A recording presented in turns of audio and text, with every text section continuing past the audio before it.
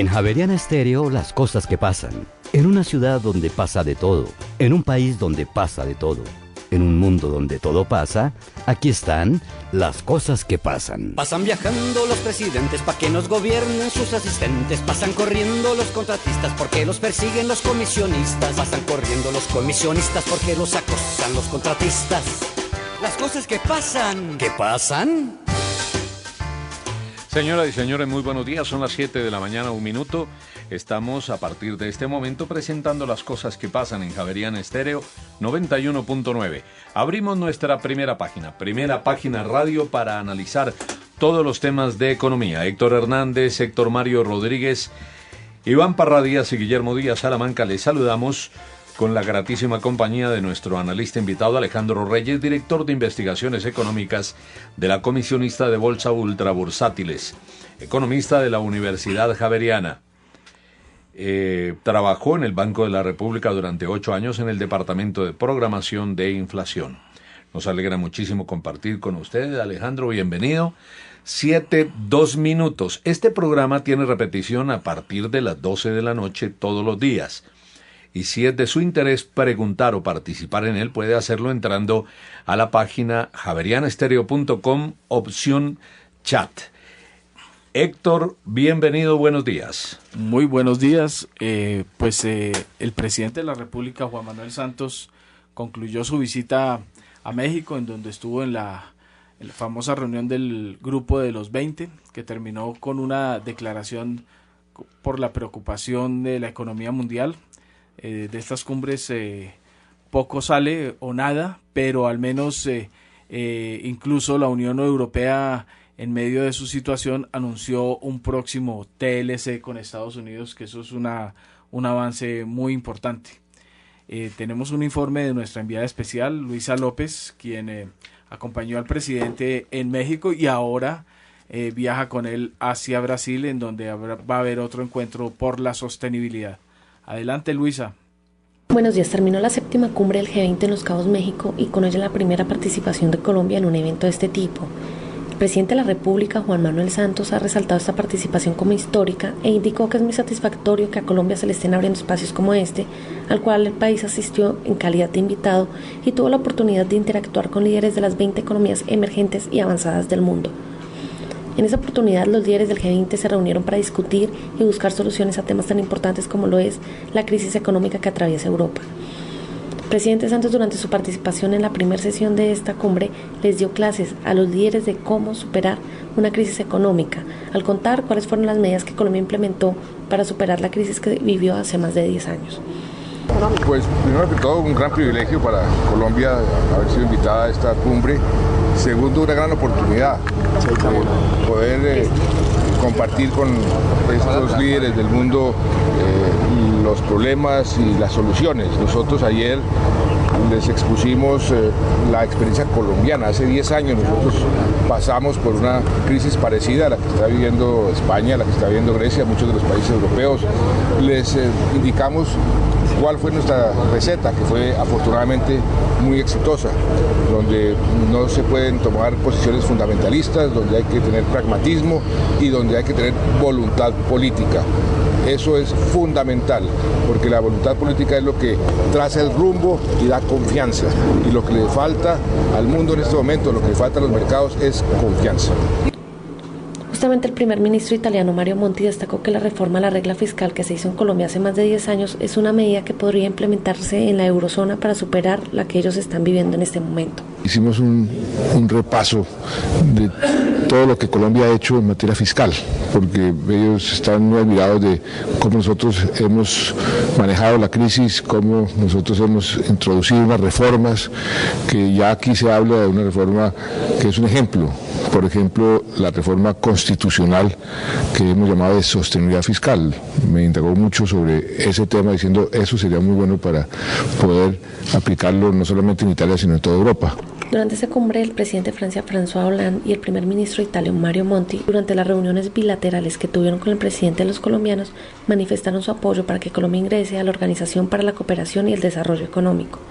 El El presidente Juan Manuel Santos, durante su intervención en la tercera sesión plenaria de líderes del G20, solicitó eliminar las distorsiones al comercio de los alimentos y permitir que los países que tengan potencial de aumentar la producción puedan hacer uso de esa posibilidad y aliviar una crisis alimentaria. La séptima cumbre del G20 finalizó este martes con la suscripción de planes de acción para enfrentar la crisis europea y asegurar la estabilidad financiera global. Además, estos acuerdos también contemplan acciones para restaurar la confianza y dinamizar las economías. Asimismo, se suscribieron acuerdos para fortalecer la demanda y el crecimiento económico, así como la generación de empleos. De igual forma, en el encuentro de las 20 economías emergentes y avanzadas del mundo que tuvo lugar en Los Cabos, México, se llegó al acuerdo de aumentar los recursos financieros para el Fondo Monetario Internacional, los cuales serán de más de 450.000 millones de dólares, duplicándose la capacidad de apoyo para el Fondo Monetario. Bueno, este es un informe desde México, donde está el tema del G20. Ciudad de Los Cabos. En Ciudad de Los Cabos. Bueno, estamos con Francisco Estupiñán, que es el presidente del Banco Agrario, dado que se conoció en las últimas horas la posibilidad de que se haga una valoración de este banco para lograr algún día la democratización al estilo Ecopetrol. Doctor Francisco Estupiñán, este anuncio, ¿qué tan posible pueda ser que se lleve a efecto, tratándose de un banco tan importante y que requiere mucha participación del gobierno? Buenos días. Pues sí, como ustedes lo dicen, pues es una iniciativa que ha comenzado pues a ventilarse al interior del gobierno, que debe ser evaluada en su conjunto. Vamos a iniciar con el proceso de valoración, como deben arrancar todos estos procesos. Y bueno, una vez que hayamos surtido todo el análisis de tipo jurídico, de tipo financiero y de tipo económico, pues ya se someterán a las decisiones de las instancias correspondientes en el gobierno, como sería todo el equipo económico y el COMPES y Consejo de Ministros, etcétera, etcétera. Pero lo importante es que ya existe una voluntad manifiesta por parte del accionista mayoritario, el Ministerio de Hacienda, por parte del Ministro de Agricultura y por parte de la Junta Directiva del banco.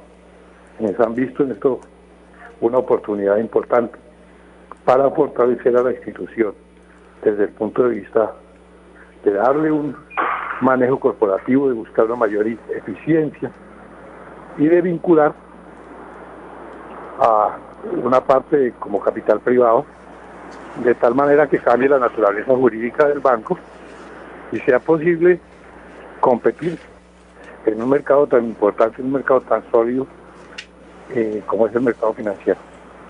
Doctor Estupiñán, ¿cuándo se sacaría a licitación la banca de inversión o la escogencia de la banca de inversión?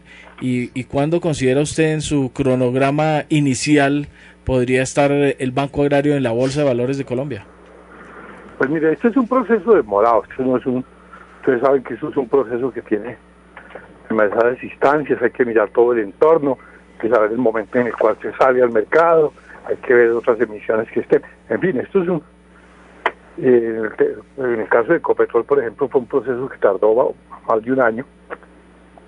Nosotros aspiramos en este año iniciar el proceso de valoración y surtir algunas aprobaciones, de tal manera que seguramente el próximo año ya estaremos con una fecha mucho más cierta, porque el objetivo final es ese. El objetivo final es que las acciones del banco se coticen en bolsa. ¿Y cuánto vale hoy el Banco Agrario? O sea, sin que hagamos la valoración, ¿cuánto vale para usted el banco que está manejando? Pues mire, este es un banco que tiene un patrimonio superior al billón de pesos, 1.1 billones de pesos, un banco que tiene unos activos de cerca de 17 billones de pesos. Si uno tiene en cuenta las últimas negociaciones, los últimos negocios que se han hecho, que puede ser por el orden de 3 y 4 veces su valor en libros, estamos hablando de algo así como unos 3 o 4 billones de pesos, es lo que estaría en cuentas de servilleta, lo que podría estar valiendo el banco. Oiga, doctor Estupiñán, usted le tocó la época dura cuando era pertenecía al Ministerio de Hacienda, no sé si estaba en presupuesto o ya era el viceministro de Hacienda cuando el gobierno tomó la decisión de transformar la Caja Agraria en el Banco Agrario de Colombia. ¿Esa transformación valió la pena? Hoy, ¿cómo está ese banco? Todos sabemos que el tema de agroingreso seguro alcanzó a salpicar algo al banco y otros temas en donde siempre está de por medio la concesión de préstamos a dedo. ¿Eso se ha superado? ¿Eso es cosa del pasado o todavía siguen existiendo problemas? Ese es uno de los elementos importantes en esta decisión, es apartar al banco de una serie de injerencias de tipo político en sus decisiones. Sí, a mí me correspondió, como usted bien lo recuerda, Héctor, estar en la etapa de la decisión del cierre de la caja y ahora me ha correspondido pues llegar a la presidencia del banco. Yo era miembro de la junta directiva de la antigua caja cuando tomamos la decisión. Yo representaba al ministro de Hacienda en la junta cuando tomamos la decisión de liquidar la caja. Esas son las vueltas que da la vida y recordemos que en esa época la Caja Agraria perdía 1.000 millones de pesos diarios. Hoy en día el Banco Agrario gana 1.000 millones de pesos diarios.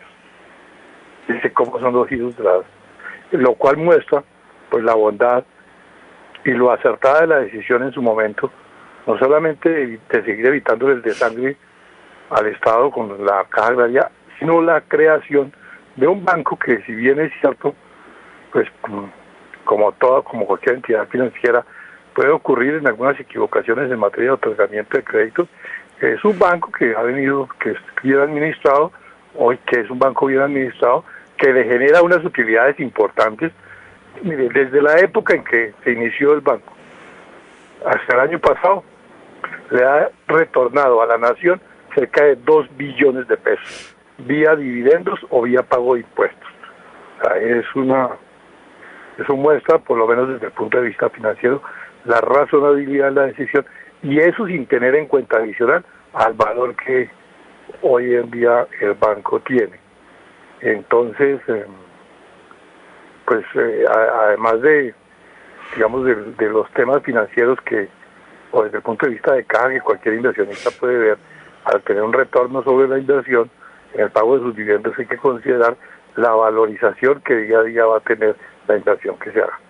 Doctor Estupiñán, además de las decisiones que tienen que adoptarse desde el punto de vista de gobierno corporativo, obviamente para alejarlo un poco de la égida política del dueño, que es el gobierno, ¿se le va a dar un vuelco al manejo del banco? ¿Va a dejar de ser especializado en solo agro y tendría que volverse más comercial, como para hacerlo más atractivo en bolsa? Pues digamos, estas son decisiones que se vienen tomando. El banco, si bien es cierto, hoy atiende preferencialmente al sector agropecuario, porque además las entidades financieras se especializan en algún nicho de mercado. Pues el Banco Agrario escogió como su nicho de mercado preferencial el sector agropecuario. Esa es su fortaleza, ese es el conocimiento que tiene, esa es su experiencia, y obviamente sin descuidar la atención de otros segmentos del mercado, como es el mercado empresarial o el mercado de banca de personas. En eso estamos. El banco hoy en día, pues si bien es cierto, repito, tiene el 70% de su cartera orientada al sector agropecuario, el resto está distribuida básicamente en la cartera empresarial y mucho del segmento oficial. Óigame, doctor Estupiñán, 2 temitas. Uno, hubo jalón de orejas en alguna oportunidad, inclusive del presidente al sector financiero por no participar mucho en el lío o en el problema del invierno. Y creo que le tocó asumir ese rol al Banco Agrario. Y el segundo punto es la posibilidad de que el banco se desprenda un poco de todos estos roles políticos que juega el Ministerio de Agricultura, que a veces no siempre está con un titular de la cartera técnico. Bueno, mire, Héctor, sí, el presidente de la República lo señaló y el ministro de Agricultura también. Destacaron cómo en este tema de la ola invernal, el Banco Agrario prácticamente cargó con todo el peso de las ayudas hacia el sector agropecuario. Pero es que es bueno también que el país sepa que esto no le significaba ningún costo desde el punto de vista financiero para las instituciones, para los bancos. Todas las ayudas provinieron del presupuesto nacional. Eso indica también un poco pues la molestia del presidente y del ministro en el sentido de la falta de solidaridad y la falta de acompañamiento en esta dificultad que tuvieron los agricultores colombianos. Este es el motivo de la molestia, pero repito, esto no le costó ningún centavo al Banco Agrario. Por eso es claro también que el banco no otorga ningún tipo de subsidios. Todas las operaciones que realiza el banco las realiza considerando el criterio, obviamente, del negocio, la rentabilidad, sin descuidar desde luego la función social y la responsabilidad social que tiene no solamente hacia el tema del sector agropecuario, sino hacia otros sectores. El banco, por ejemplo, realiza todo el pago del 1.500.000 familias que hoy están en el programa de Familias en Acción. Entonces hay que considerar también eso, ¿no? El banco no otorga subsidios. Todas las operaciones, cuando generan algún resultado negativo, hay alguien que pone el valor del subsidio, bien sea el presupuesto nacional o bien sean las diferentes entidades que colocan los recursos para cubrir los costos que demandan estas operaciones. Agradecemos al presidente del Banco Agrario, el doctor Francisco Estupiñán, su participación en Primera Página aquí en Las Cosas que Pasan de Javeriana Estéreo. 7:18, continuamos. Fondo Carioca. Aprovecha la mejor oportunidad de invertir en la Bolsa de Valores de Brasil. Ahora la alianza estratégica entre Interbolsa Administradora de Inversión y el Banco do Brasil DTBM lo permite. Más información www.fondocarioca.com. Vigilado Superintendencia Financiera de Colombia. Acciones y Valores, fundada en 1959. En la actualidad, Acciones y Valores es una de las firmas más grandes del país y se ha consolidado como la firma comisionista con la red de agencias más grande de Colombia. Innovación tecnológica de avanzada que nos provea altos niveles de eficiencia y eficacia, que se reflejen en un mejor servicio a nuestros clientes y nos permita ser pioneros en el diseño de productos y servicios financieros. Acciones y Valores, 52 años en el mercado de capitales. Contáctenos www.axivalores.com. Vigilado Superintendencia Financiera de Colombia. Mi tía es un cabeza dura, no quiere aprender. Tío, para entrar en la página de tu banco, tú mismo debes digitar la dirección. Mi prima es una cabeza dura, no quiere aprender. Prima, nunca pierdas de vista tu tarjeta a la hora de pagar. Adultos cabeza dura, no quieren aprender. Nos tocó enseñarles lo que deben hacer. Juntos es más fácil evitar el fraude. Asobancaria. Coordinadora, muy buenos días. ¿En qué puedo ayudarle? Gracias, señorita. Mire, lo que pasa es que necesito enviar rápidamente. Sí, señora, claro que sí. Son unas camisetas, yo misma las saco aquí. Lo que usted necesita es que recojamos su envío a tiempo, que llegue a su destino cuando usted lo necesita y que se lo cuidemos mucho. Con mucho gusto.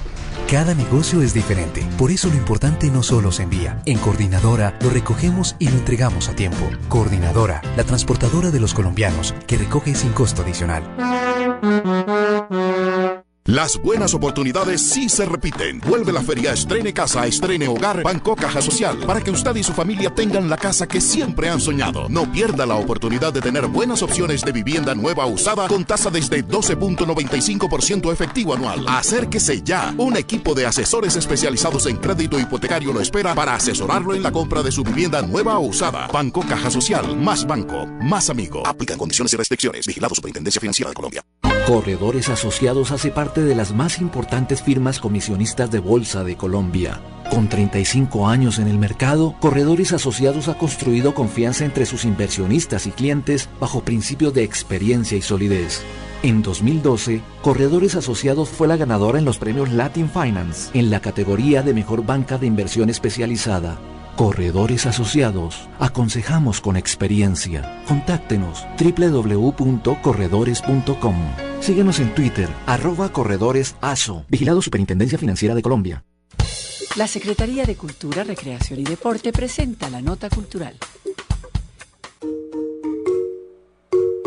En el marco del Año de la Afrocolombianidad, Biblored presenta la exposición Soy Caucano Afrodescendiente del artista Jesús Alejandro Prado con una serie de pinturas coloridas del Pacífico colombiano. A propósito, el artista nos cuenta. Esta muestra donde con una narrativa pictórica toda la idiosincrasia y cultura de las comunidades afrodescendientes de la costa pacífica. En ella narro el modo de vida, sobre todo de la infancia, la dinámica de los niños, la dinámica de las mujeres y sobre todo el trabajo y la importancia que tiene la madera en estas regiones. Nos vemos en la Biblioteca Pública El Tintal, Avenida Ciudad de Cali, número 6C09. Exposición abierta hasta el 24 de junio. Más información en cultura, recreación y deporte.gov.co. Bogotá, Humana. Fondo Carioca. Aprovecha la mejor oportunidad de invertir en la Bolsa de Valores de Brasil. Ahora la alianza estratégica entre Interbolsa Administradora de Inversión y el Banco do Brasil DTVM lo permite. Más información www.fondocarioca.com. Vigilado Superintendencia Financiera de Colombia. Las cosas que pasan en la economía. 7 de la mañana, 22 minutos, desde Primera Página, Milena López, las bolsas del mundo. Buenos días. Buenos días, pues las bolsas europeas experimentan ascensos a esta hora a la espera de anuncios de la FED. El CAC 40 parisino es el único que baja un 0,12%, el índice FTSE 100 de Londres por su parte se valoriza un 0,51%, mientras que el DAX 30 de Frankfurt gana 0,26% y en Madrid el selectivo IBEX 35 avanza 0,38%. De otro lado, las expectativas de flexibilización monetaria en Estados Unidos impulsaron las bolsas asiáticas. El índice Nikkei subió 96,44 puntos, el 1,11%. El índice general de Shanghái concluyó su cotización diaria en 2.292 puntos, un 0,34% a la baja. El índice Kospi subió 12,35 puntos, el 0,65%, y la bolsa de Hong Kong subió un 0,53%. En Estados Unidos, los contratos a futuro abrieron en terreno positivo. El Standard & Poor's sube 0,20%, el Dow Jones gana 0,16% y el Nasdaq se valoriza 0,31%. Bueno, y tenemos nada menos que para el tema del día a dos extraordinarios analistas, a Alejandro Reyes, el director de investigaciones económicas de la comisionista Ultra Bursátiles, y al profesor César Ferrari, quien nos acompaña ya a esta hora. Y tenemos el tema del día que nada menos es lo que termina la segunda jornada de reunión de Federal Reserve, y todo el mundo, desde Suacha hasta la Patagonia, están pendientes de qué va a pasar en materia de estímulo monetario. Alejandro. Perfecto. Pues sí, en efecto los mercados han estado bastante atentos a lo que salga o pueda salir de la reunión de la Reserva Federal. Ha habido un vaivén entre las emociones del mercado. El día de ayer estaban varios convencidos de que saldría de allí una política de estímulo monetario con mayor inyección de liquidez. Hoy día ya salen unas encuestas a diferentes analistas que están viendo que va a haber es simplemente una prolongación de la política actual, que es la política que ellos llaman Operación Twist, el recambio de deuda, básicamente la compra de títulos de la parte larga de la curva y la venta de títulos de la parte corta, pero sin entregar mayor liquidez al mercado. En cualquier escenario, creo que si no sale una decisión de mayor estímulo de la Reserva Federal, que creo no va a ser así, no va a salir mayor estímulo, los mercados van a retornar a terreno negativo después de la jornada, básicamente en las horas de la tarde, cuando ya había hablado el doctor Bernanke. Adicional a eso, pues comentar que ya vienen en Inglaterra hablando el tema. Hoy salieron las minutas del Banco de Inglaterra, donde la votación sobre mayores estímulos quedó dividida 5 en contra, 4 a favor, y se está tornando la bola hacia mayores estímulos. Entonces probablemente no sea en esta reunión de la Reserva Federal, pero sí en una de las dos próximas, cuando veamos mayor inyección de liquidez. O sea, emita. Exactamente. Maestro Ferrari.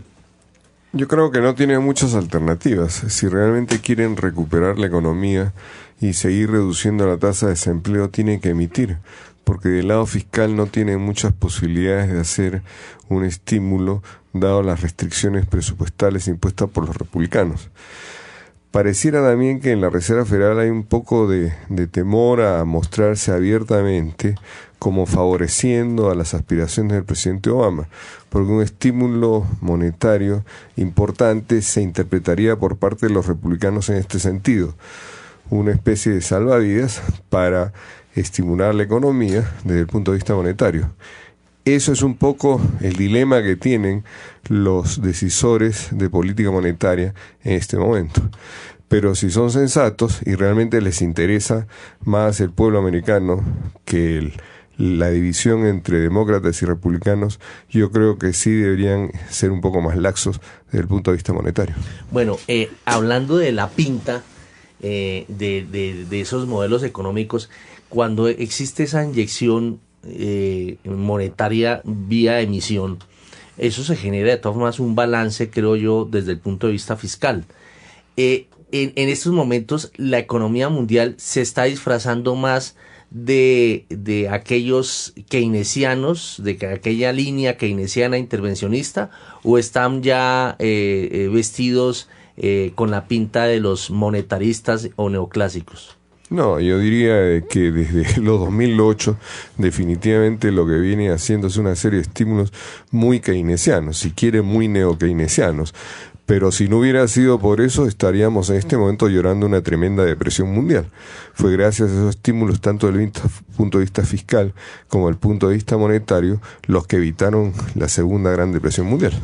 Sin embargo, yo ahí, digamos, difiere un poco en términos de la política desde los Estados Unidos sí ha sido de corte neokeynesiano. No, sin duda. En Europa claramente no. Entonces el mundo está en un experimento natural que ha realizado sus políticos y hasta ahorita va ganando la partida de los americanos porque tienen la economía por lo menos con la cabeza encima del agua. Los europeos no. Ahora, sin embargo, las políticas de 2008, si bien evitaron una crisis muy marcada en 2008, que sí se dio parcialmente, pero pudo haber sido mucho más complicada, precipitaron la crisis que hoy vive Europa. Entonces, el haber sido tan agresivo los gobiernos europeos al salvar la banca directamente, recuerden ustedes, en Europa salieron con manos llenas a inyectarle liquidez a la banca, nacionalizando algunos bancos o tomando un partido importante en algunos bancos. Tiene hoy en día los gobiernos europeos pues con la soga al cuello por la deuda y el problema de deuda que hoy en día complica los mercados. Entonces, pues si bien se evitó una caída más profunda, de pronto la prolongación de la crisis, porque ya llevamos desde 2008 casi con una crisis continua, pues es culpa también de haber sido de pronto demasiado alegres a la hora de entregar recursos a la economía. Y en el término monetario, pues ahí sí también difiero un poco con el profesor Ferrari, y es, yo no sé si sea necesario para la economía mayor estímulo monetario. Ya las hojas de balance de los principales bancos alrededor del mundo se han aumentado por 4 veces o 3 veces. Eso es una cantidad de dinero que ya está en la economía. La pregunta es qué está haciendo ese dinero, y no está ayudando a promover consumo, a promover producción, a promover la industria, sino simplemente se ayuda a la especulación en activos. Entonces creo que más de lo mismo no sé si vaya a tener efecto sobre lo que necesitamos que tenga efecto, que es la parte real de la economía. El americano promedio no va de una mayor inyección de dinero ver otra cosa sino los índices accionarios al alza o los commodities al alza, pero no va a ver el efecto real de esos dineros. Quizás eso ha sido por lo menos lo que ha probado los primeros 2 estímulos en Estados Unidos y toda la plata que han entregado en Europa. ¿Y qué camiseta ha tenido, ¿y qué camiseta ha tenido el Banco de la República en Colombia? Bien, el banco ha gozado quizás y por el momento económico de nosotros, ha gozado de una independencia del vaivén mundial que le ha permitido estar al margen de entregar esas masivas cantidades de dinero. Ha hecho en parte una tarea de ampliación de su balance vía las intervenciones al mercado cambiario, pero a todas luces es mucho más limitado de lo que ha entregado Europa, Estados Unidos, Japón y el Reino Unido. Entonces, ha estado un poco al margen quizás. Bueno, habría que, yo estoy de acuerdo con lo que dice Alejandro. Lo que sucede es que los estímulos fiscales era la manera de llegar a la gente, porque a través del gasto público y a través de la obra pública podía contactarse directamente a las personas para que recibieran estos ingresos y ello aumentara el consumo y la producción. Lo que pasa es que la restricción presupuestal impuesta por los republicanos evitó que se usara el instrumento fiscal, y entonces no les quedó más remedio que hacerlo por la vía monetaria. Y eso es un poco la situación en la que estamos ahora.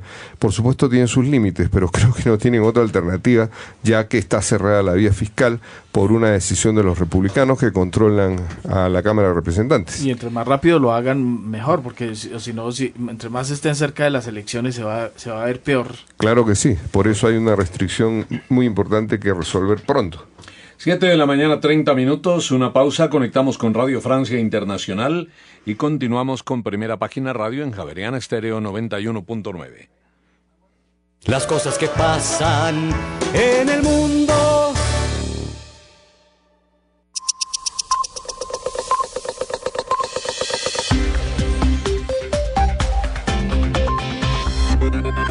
Buenos días a todos, están escuchando Radio Francia Internacional, mediodía aquí en París, día soleado en el que se esperan 24 grados, hoy es miércoles 20 de junio, estos son los títulos.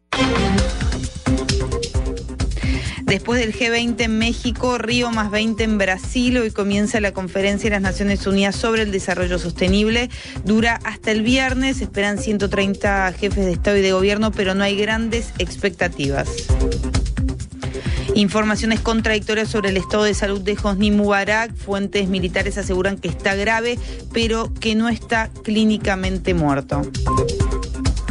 El fundador de Wikileaks, Julian Assange, pide asilo político a Ecuador. Está recluido en la embajada ecuatoriana en Londres. Para la policía británica violó su libertad condicional. Somos Vanessa en la realización y quien les habla, Natalie Cant. Terminó ayer la cumbre del G20 en Los Cabos, México. Tras 2 días de debates y reclamos, la crisis europea sobrevoló todo el encuentro y los miembros se comprometieron en una declaración final a tomar todas las medidas necesarias para reforzar el crecimiento mundial y restaurar la confianza. Nada muy concreto ni respuestas muy precisas a la crisis. El comunicado final le da de todas formas algunas pistas a Europa, ya que se les pidió a sus miembros que se pusieran de acuerdo en un plan de acción concreto el 28 y 29 de junio durante una cumbre en Bruselas. Detalles con nuestro enviado especial a Los Cabos, Patrick John Buff. Con algunos logros finalizó este martes la reunión cumbre del Grupo de los 20, que dio un claro respaldo a los planes de la Unión Europea por sus pasos concretos hacia la construcción de una nueva arquitectura financiera más integrada, tanto a nivel fiscal como bancario. Además, los 20 jefes de Estado y de Gobierno firmaron un plan de acción de Los Cabos en el cual acordaron fortalecer el crecimiento económico y la generación de empleos. Otro de los acuerdos que se alcanzó durante este conclave ha sido el incremento de recursos financieros al Fondo Monetario Internacional por un total de $450.000 millones, o sea, 20.000 millones más que lo previsto originalmente. Y de último momento, los integrantes del G20 acordaron prolongar hasta el 2014 la cláusula que impide la adopción de nuevas medidas proteccionistas, eso con el fin de mantener los mercados abiertos al comercio. Todas medidas adoptadas para dar certidumbre a una economía mundial en crisis e impulsar el crecimiento económico, un crecimiento que se ha vuelto la principal prioridad de este grupo que reúne a las 20 potencias más influyentes del planeta. Desde Los Cabos, Patrick John Buff para Radio Francia Internacional.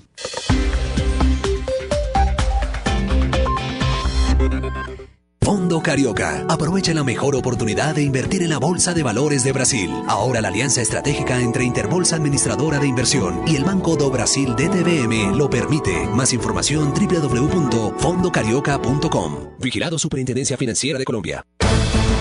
La siguiente es una noticia muy humana. La jornada escolar en Bogotá pasará de 6 a 8 horas diarias. Ahora tendremos a los niños y jóvenes más tiempo en el colegio, más cerca del deporte y más lejos del alcohol, más cerca del arte y más lejos de las drogas, más cerca del conocimiento y más lejos del delito. Jornada escolar extendida. Esto es Alcaldía Mayor, Bogotá Humano. Fondo Carioca. Aprovecha la mejor oportunidad de invertir en la Bolsa de Valores de Brasil. Ahora la alianza estratégica entre Interbolsa Administradora de Inversión y el Banco do Brasil DTVM lo permite. Más información www.fondocarioca.com. Vigilado Superintendencia Financiera de Colombia. Las cosas que pasan en la economía. 7:35 a.m, las cosas que pasan. Estamos desarrollando Primera Página, este diario hablado de la economía nacional e internacional. Bueno, hablando de internacional, o seguimos con el tema internacional, nos vamos con Daniel Guerrero con el informe de commodities. Daniel, muy buenos días. Buenos días, Héctor. Le cuento que los futuros en el mercado de valores de Estados Unidos subieron este miércoles antes de una decisión económica que anunciará la Reserva Federal. Los inversionistas se encuentran muy esperanzados sobre algún tipo de alivio económico. Los futuros de las materias primas continúan repuntando. El petróleo sube 0.30% a $84.28. El oro cae 0.63% y se negocia en $1.612.90. La plata está ganando 0.06% a $28.38, mientras que el café avanza $0.31 a $159, avanza 0.31% a $159.30. Gracias, Daniel. Bueno, nosotros hemos hablado y obviamente hay que volver a hacer la pregunta todos los días, es el futuro del crudo, el futuro del petróleo, pero sabe que no hemos mirado mucho el futuro del café. ¿Ustedes cómo están viendo el futuro del café? Pues básicamente el clima ha sido relativamente favorable en la región de Brasil y son los grandes determinantes de lo que vaya a pasar con el café. Los precios de café han caído en los últimos probablemente 6 meses de manera importante y eso ha llevado pues a que haya una buena oferta o que sea el reflejo de una muy buena oferta a nivel mundial. En términos locales seguimos sufriendo por el recambio de los arboletos o digamos de los cafetos de hace unos años que todavía no, por el invierno no han logrado todavía tener el pico en su productividad y seguimos teniendo malas cifras de producción, pero en general a nivel mundial la producción ha sido favorable y han ingresado nuevos actores al mercado. Bueno, ¿y el crudo?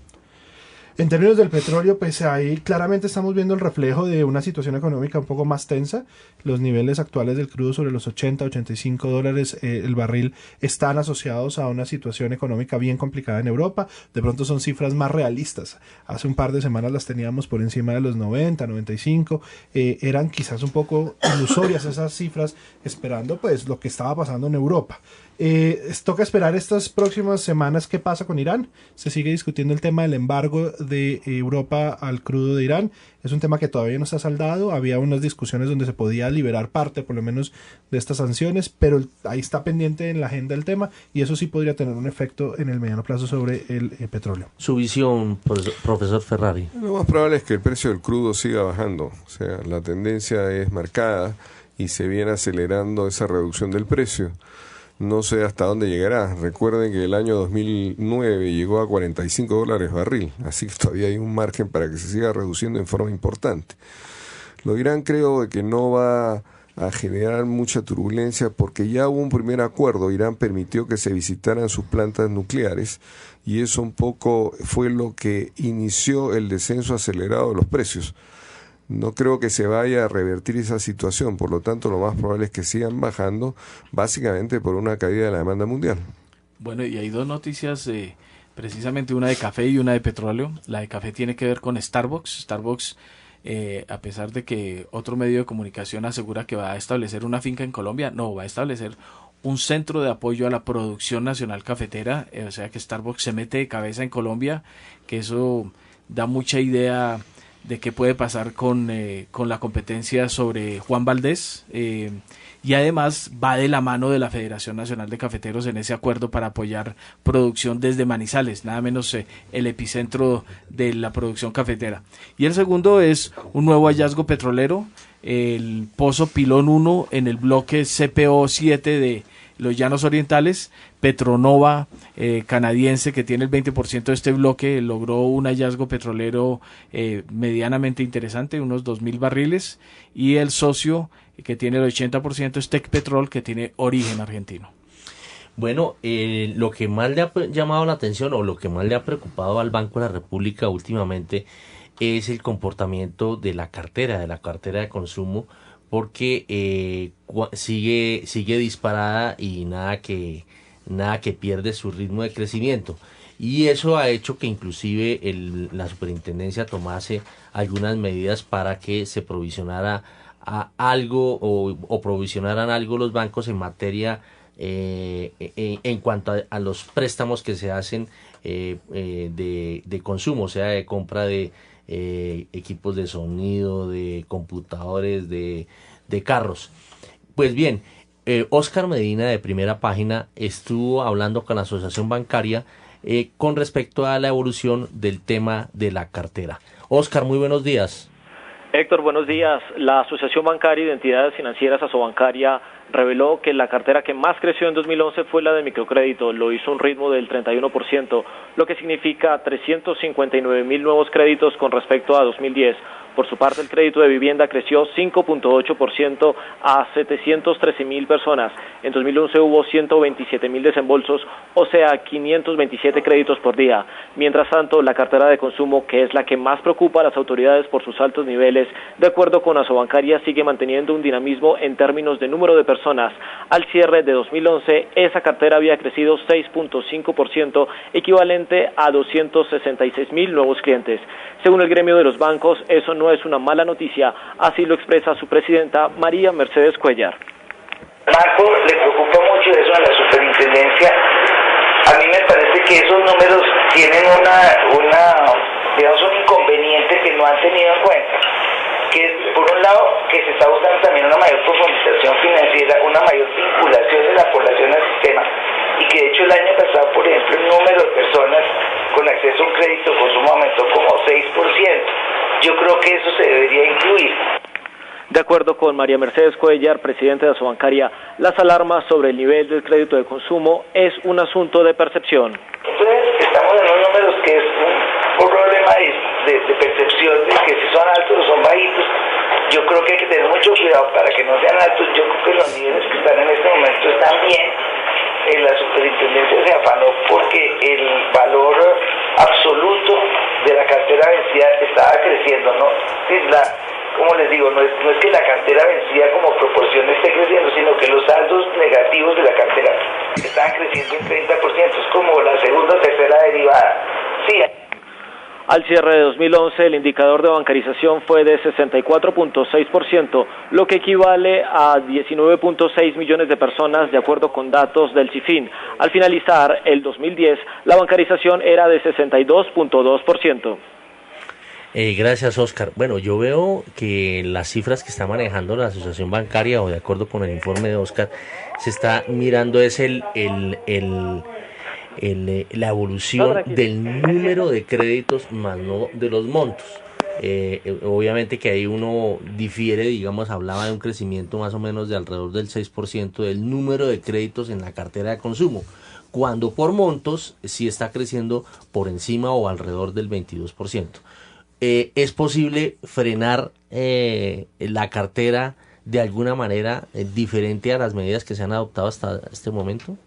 Pues en primera instancia, las cifras que arroja la doctora Cuellar hacen referencia al tema de personas. Entonces es el número de personas que tienen acceso al crédito, que tienen un crédito, ha crecido en 6%, mientras que por el otro lado la cartera de crédito crece del 23, 25%, depende de la cifra que observemos, si la del banco o la de la superfinanciera, que tiene un rezago distinto. Entonces claramente hay una diferencia en el ritmo de crecimiento de las dos variables o de las dos cifras que nos votan.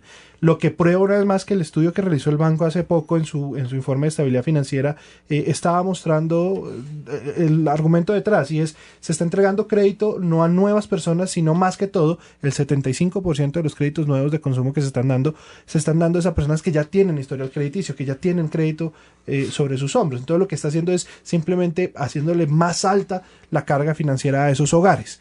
Y ese sería un punto a aclarar allí, que es muy válido, y es bueno que crezca la base de personas a las que se les entrega el crédito, siempre y cuando esa base sea capaz de repagar sus créditos, pero es bueno que crezca la base, pero no es bueno que haya tanta disparidad entre el crecimiento de la base y el crecimiento de los montos que se están entregando, porque ahí muestra que hay de pronto un sobreendeudamiento de algunos segmentos de la población que ya tenían acceso al crédito.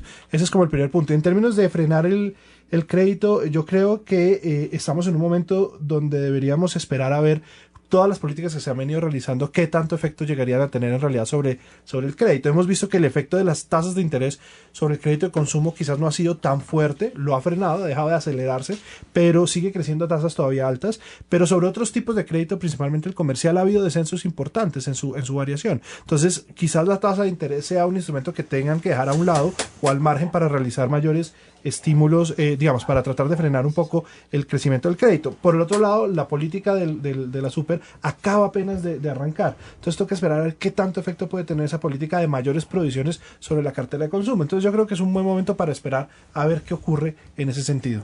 Ya vamos con el profesor César Ferrari, su análisis de este aspecto. 7:45, una pausa y continuamos desde Primera Página desarrollando toda la actividad económica en Javeriana Estéreo. Fondo Carioca. Aprovecha la mejor oportunidad de invertir en la Bolsa de Valores de Brasil. Ahora la alianza estratégica entre Interbolsa Administradora de Inversión y el Banco do Brasil DTVM lo permite. Más información www.fondocarioca.com. Vigilado Superintendencia Financiera de Colombia. Corredores Asociados hace parte de las más importantes firmas comisionistas de Bolsa de Colombia. Con 35 años en el mercado, Corredores Asociados ha construido confianza entre sus inversionistas y clientes bajo principios de experiencia y solidez. En 2012, Corredores Asociados fue la ganadora en los premios Latin Finance en la categoría de Mejor Banca de Inversión Especializada. Corredores Asociados, aconsejamos con experiencia. Contáctenos www.corredores.com. Síguenos en Twitter, @corredoresaso. Vigilado Superintendencia Financiera de Colombia. Acciones y Valores, fundada en 1959. En la actualidad, Acciones y Valores es una de las firmas más grandes del país y se ha consolidado como la firma comisionista con la red de agencias más grande de Colombia. Innovación tecnológica de avanzada que nos provea altos niveles de eficiencia y eficacia que se reflejen en un mejor servicio a nuestros clientes y nos permita ser pioneros en el diseño de productos y servicios financieros. Acciones y Valores, 52 años en el mercado de capitales. Contáctenos www.axivalores.com. Vigilado Superintendencia Financiera de Colombia. Mi tío es un cabeza dura, no quiere aprender. Tío, para entrar en la página de tu banco, tú mismo debes digitar la dirección. Juntos es más fácil evitar el fraude. Asobancaria.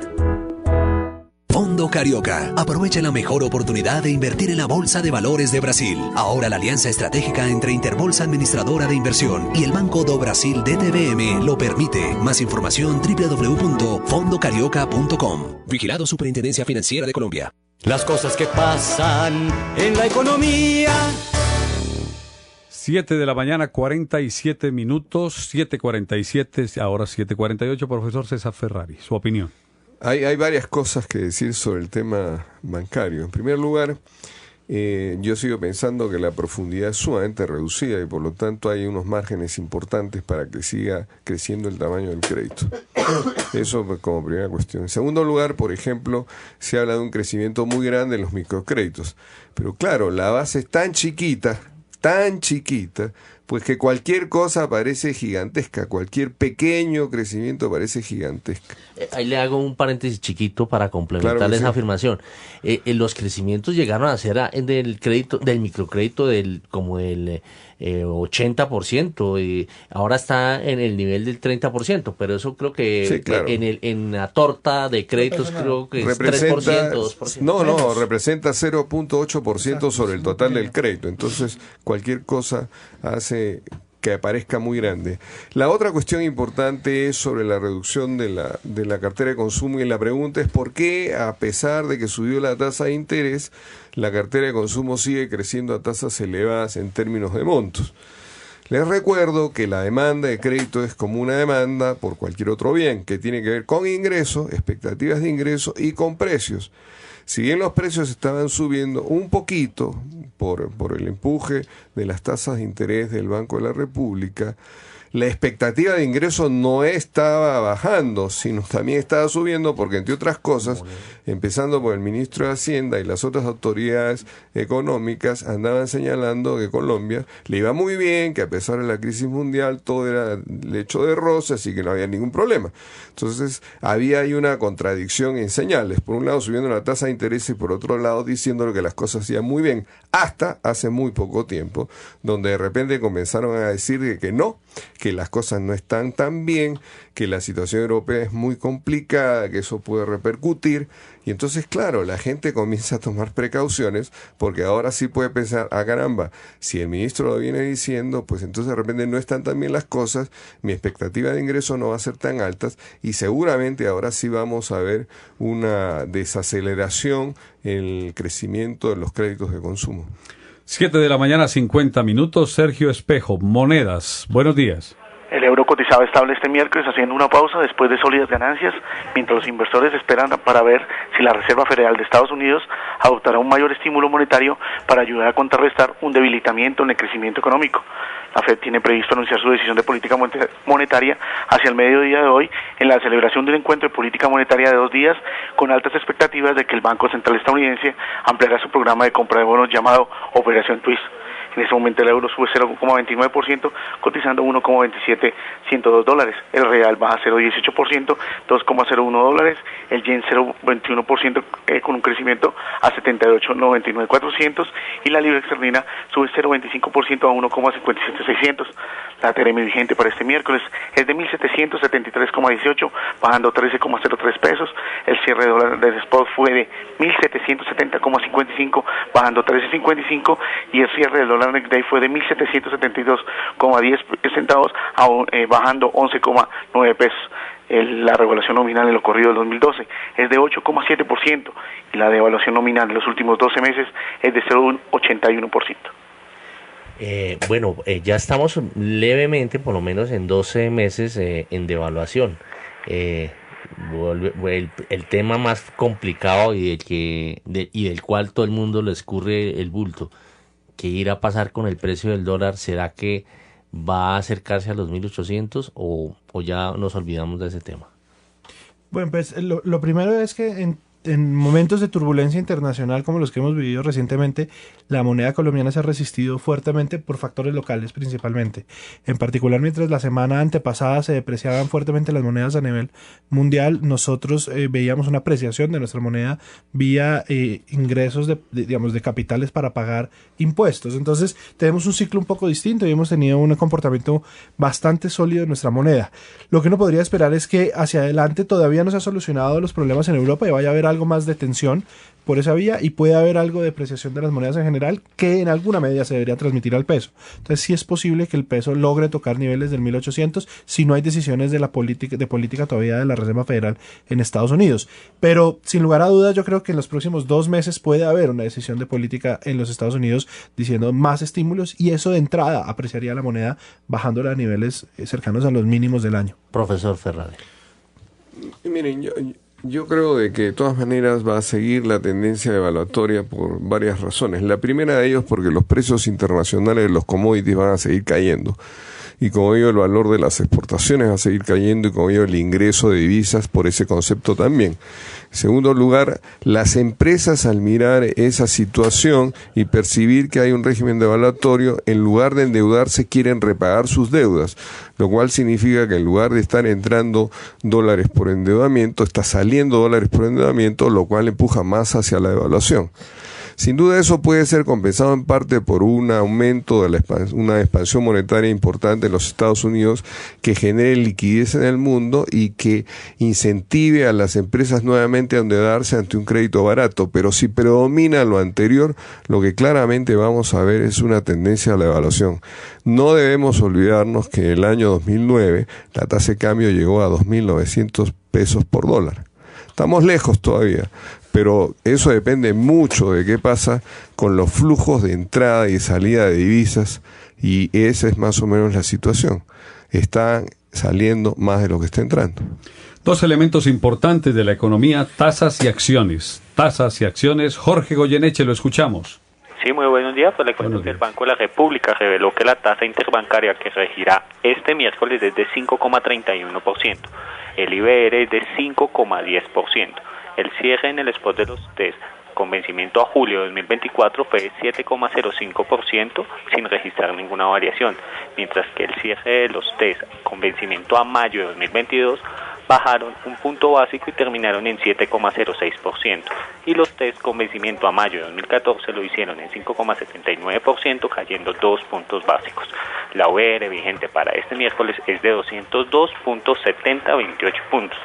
Yéndonos más al nivel local, El positivo comportamiento a nivel externo influenció de forma positiva al mercado accionario. En Colombia, algunas de las compañías extranjeras listadas en la Bolsa de Valores presentaron cambios importantes, reflejando el comportamiento que tuvieron el lunes en la Bolsa de Canadá. Petrominerales subió 3,9% a 21.820 pesos, luego de revelar nueva información operacional donde anunció el descubrimiento de petróleo en el pozo Guala 1. La acción que más subió fue Preferencial de Inversiones Argos con 4,9% a 15.800 pesos, mientras que la que más bajó fue Gas Natural con 5,02% a 114.000 pesos. Gracias, Jorge. Tenemos una noticia, digamos, de última hora, que salió el reporte sobre el clima y específicamente sobre Colombia. Se dice que habrá una mayor probabilidad de lluvia por debajo de lo normal en la región pacífica y Caribe, y la región andina con mayor estabilidad de lluvia sobre lo normal. Lo que quiere decir que la situación del clima, mire usted cómo lo tiene afectadito del pecho. 7 de la mañana, 56 minutos. Agradecemos muchísimo al profesor César Ferrari del equipo de economistas de la Universidad Javeriana. Muchas gracias, profesor. Con mucho gusto. Nosotros. Alejandro Reyes, que es director de investigaciones económicas de las comisionistas de bolsa ultra bursátiles. Muchas gracias por estar aquí. Muchas gracias a ustedes por la invitación. Héctor Mario, Héctor, mañana continuamos con las cosas que pasan desde Primera Página con toda la información económica. ¿Qué está pasando en los cerros, en esa reserva natural protectora de la sabana de Bogotá? Es el tema que abordamos a continuación aquí en Las Cosas que Pasan de Javeriana Estéreo. Ya continuamos. Muchísimas gracias. Maestría en Desarrollo Rural. 30 años de un patrimonio académico al servicio del país. El programa tiene por objeto formar a los estudiantes para el análisis e investigación de los procesos de desarrollo rural. Con esta formación se espera que puedan responder de forma efectiva a las necesidades de desarrollo de los pobladores y territorios rurales en el país, todo ello bajo una perspectiva interdisciplinaria y comparada frente al contexto mundial. La maestría se ofrece bajo la modalidad de 3 semanas concentradas al semestre. Mayor información, Facultad de Estudios Ambientales y Rurales, Universidad Javeriana. Teléfono 320-8320, extensión 4816. Fax 287-5699. Correo electrónico desarrollorural@javeriana.edu.co. Educación continua, Universidad Javeriana, Facultad de Teología. Resiliencia y el sentido de vida trascendente. Un diálogo entre la teología y la psicología a nivel básico. Aproximar a los participantes desde una comprensión trascendente de la vida a los conceptos fundamentales de la logoterapia, el análisis existencial y la resiliencia, apoyándose en las diferentes disciplinas implicadas en esta comprensión profunda del ser humano. Fundamentos teológicos y pedagógicos de la catequesis. Contextualizar la catequesis como una de las tareas de evangelización de la Iglesia desde su ser, quehacer y sentido para la vida de los cristianos y de las comunidades de fe. Facultad de Psicología. Diplomado en Educación para la Sexualidad. Concibe la sexualidad como una dimensión humana, con diversas funciones, componentes, contextos y su tratamiento en la escuela bajo el marco del desarrollo de competencias ciudadanas que apunten a la formación de los niños, niñas y jóvenes como sujetos activos de derechos. Informes e inscripciones PBX 320-8320, extensiones 2100 o 2110. Correo electrónico ces@javeriana.edu.co, www.javeriana.edu.co/continua. Doctorado en Teología. Es un programa que pretende fomentar investigadores en la disciplina teológica con el fin de profundizar en las fuentes de la fe según la situación que se vive en el presente. Este doctorado desea contribuir a la transformación de la realidad por medio del ejercicio del conocimiento teológico en nuestro medio social y cultural. Universidad Javeriana, Facultad de Teología. Informes, teléfono 320-8320, extensión 5601. Maestría en Bioética. Este programa quiere formar a profesionales de diversas disciplinas, ya que pretende fomentar la reflexión sobre riesgos e implicaciones individuales y colectivas en la aplicación de las tecnociencias como los conceptos profesionales de la bioética. Universidad Javeriana, Instituto de Bioética. Teléfonos 320-8320, extensiones 4537 y 4538. Correo electrónico maestria.bioética@javeriana.edu.co.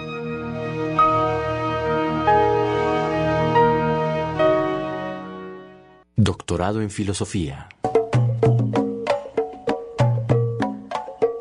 Abierto a profesionales en filosofía o profesionales de otras disciplinas que ya hayan alcanzado un nivel de madurez filosófica equivalente al que proporciona un programa de maestría en filosofía.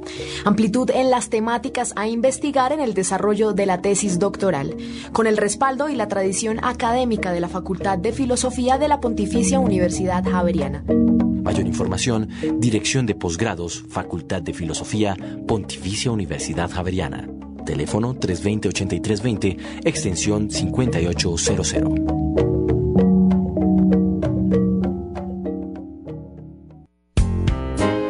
Maestría en Teología. Capacitar para apropiar la compleja realidad desde una perspectiva científica e interdisciplinar en los horizontes propios de las disciplinas bíblicas, sistemáticas y de la acción humana, con miras a la transformación permanente de la misma realidad. Habilita al estudiante para realizar el doctorado en teología, para profesionales de las diversas disciplinas. Maestría en Teología. Informes, Facultad de Teología, Universidad Javeriana. Teléfono 320-8320, extensiones 5612 y 5654.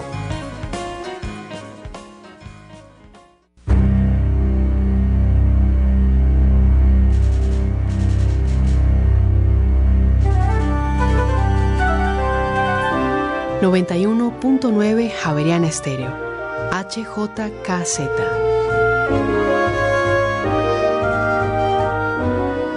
Música sin fronteras.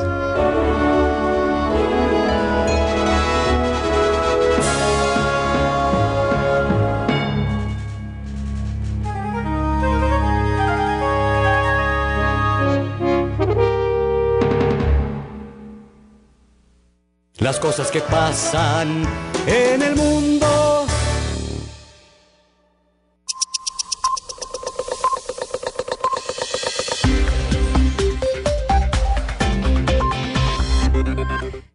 El expresidente egipcio se pelea entre la vida y la muerte, según las últimas informaciones de responsables militares. Hosni Mubarak, quien fue recientemente condenado a cadena perpetua, estaría inconsciente y conectado a un respirador artificial.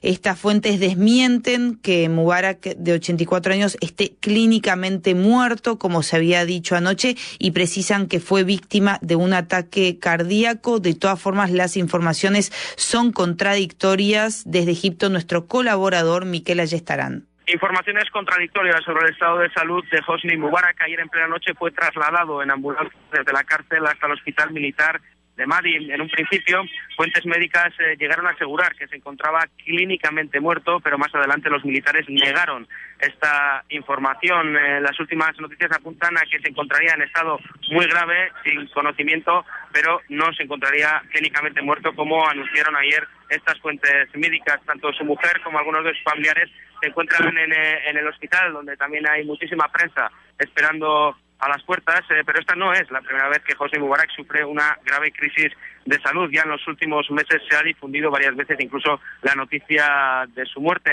Este último agravamiento, digamos, en el estado de salud del expresidente de 84 años se produce en medio de un auténtico terremoto político en Egipto. Ayer miles de personas tomaron la plaza de Tahrir para protestar contra las últimas decisiones de la Junta Militar. Hace 16 meses que cayó Hosni Mubarak. Desde entonces los militares ocupan el poder en el país y han tomado unas medidas por las cuales, por ejemplo, el próximo presidente apenas va a tener poder en sus manos. Mañana se espera que se den los resultados oficiales de las últimas elecciones celebradas este fin de semana. Hay un duelo muy duro entre los dos candidatos, Mohamed Morsi y Ahmed Shafik. Los dos se autoproclaman vencedores y mañana la Junta Electoral tendrá que decir cuál de los dos es el próximo presidente del país. Entre los ciudadanos hay un sentimiento general de que estamos ante un golpe de Estado. Incluso piensan que este agravamiento en el estado de salud de Hosni Mubarak no es más que una parte más de esta estrategia para intentar desviar la atención de los medios y de los ciudadanos de ese golpe de Estado que lo que persigue es que los militares se puedan perpetuar en el poder. Miquel, ahí estarán para Radio Francia Internacional.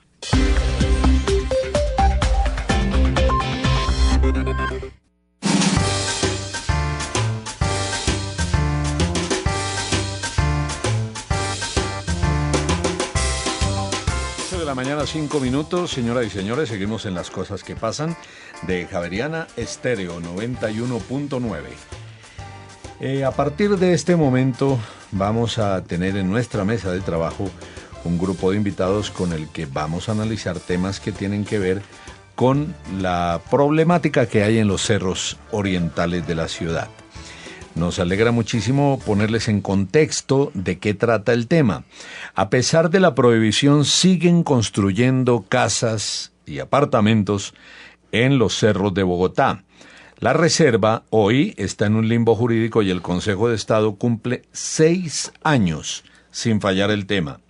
En la Reserva Forestal de los Cerros Orientales se construye sin tener en cuenta que se está afectando el mayor pulmón de la ciudad y que ahí, a pesar de la orden del Tribunal Administrativo de Cundinamarca, no se puede construir. Los cerros orientales de Bogotá constituyen un ecosistema esencial para el equilibrio natural en las estructuras ecológicas, sanitarias, sociales de Bogotá. Este sistema se está viendo gravemente amenazado por problemas de índole urbano, superpoblación, inconsistencia, inconsciencia ciudadana, construcción. Y en la Reserva Forestal Protectora, además de 3 autoridades ambientales, tienen presencia más de 50 instituciones de todo orden que de forma indirecta hacen que estas 14.116 hectáreas se hayan constituido en uno de los territorios más complejos para la toma de cualquier decisión de planeación, gestión o financiación.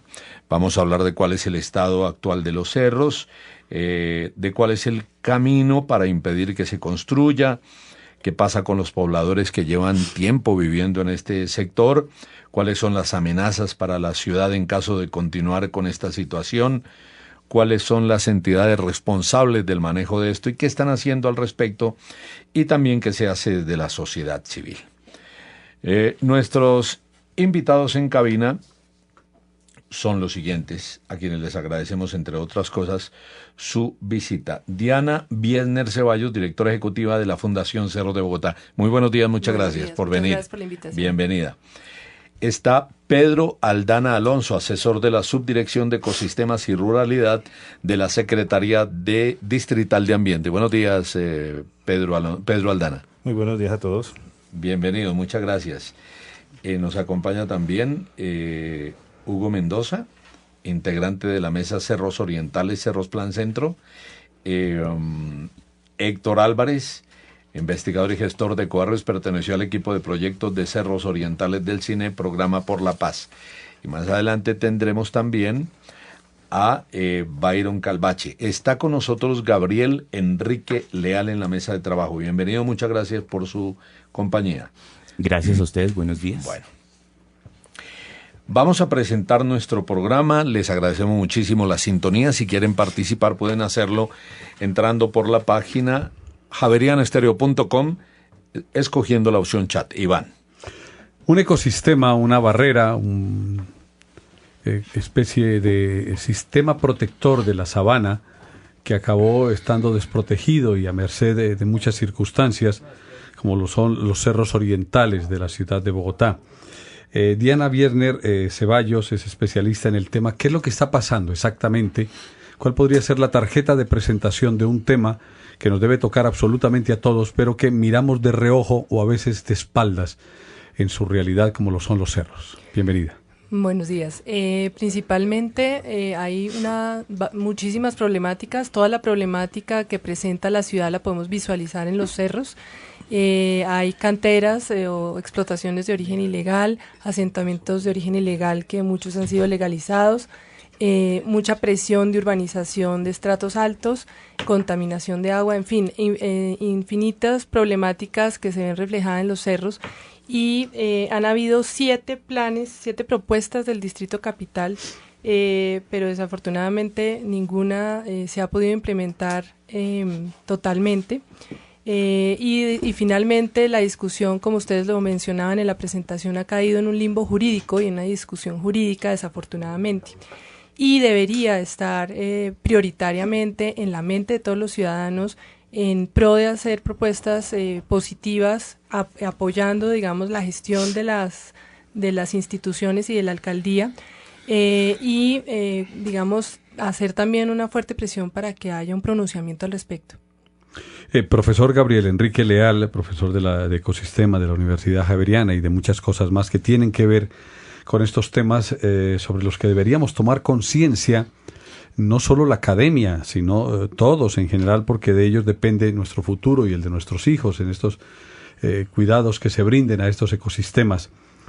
Desde ese observatorio que ustedes practican, ¿por qué se presenta ese cortocircuito y muchas cosas buenas y positivas que a manera de conclusiones sacan ustedes de la observancia y de la discusión, se quedan en letra muerta? ¿Qué es lo que pasa? ¿Por qué sucede lo que no debería suceder? Bueno, fundamentalmente porque hay todo un conflicto de intereses, ¿no? Hoy nosotros podemos darnos cuenta que se está construyendo sobre los cerros orientales. Inicialmente, la gente que vivía en los cerros era gente de muy escasos recursos que tenía que invadir esas zonas porque eran los únicos sitios donde podían ir a vivir sin que se les estuvieran cobrando una cantidad de costos de vivir en zonas planas. Hoy, quien vive en los cerros son justamente las personas de los estratos económicos más altos, porque el paisaje ha adquirido un valor económico impresionantemente alto. Cuando usted va a vivir en Rosales le están vendiendo la vista. Es el mismo número de metros cuadrados, pero en más vez 2 de... árboles.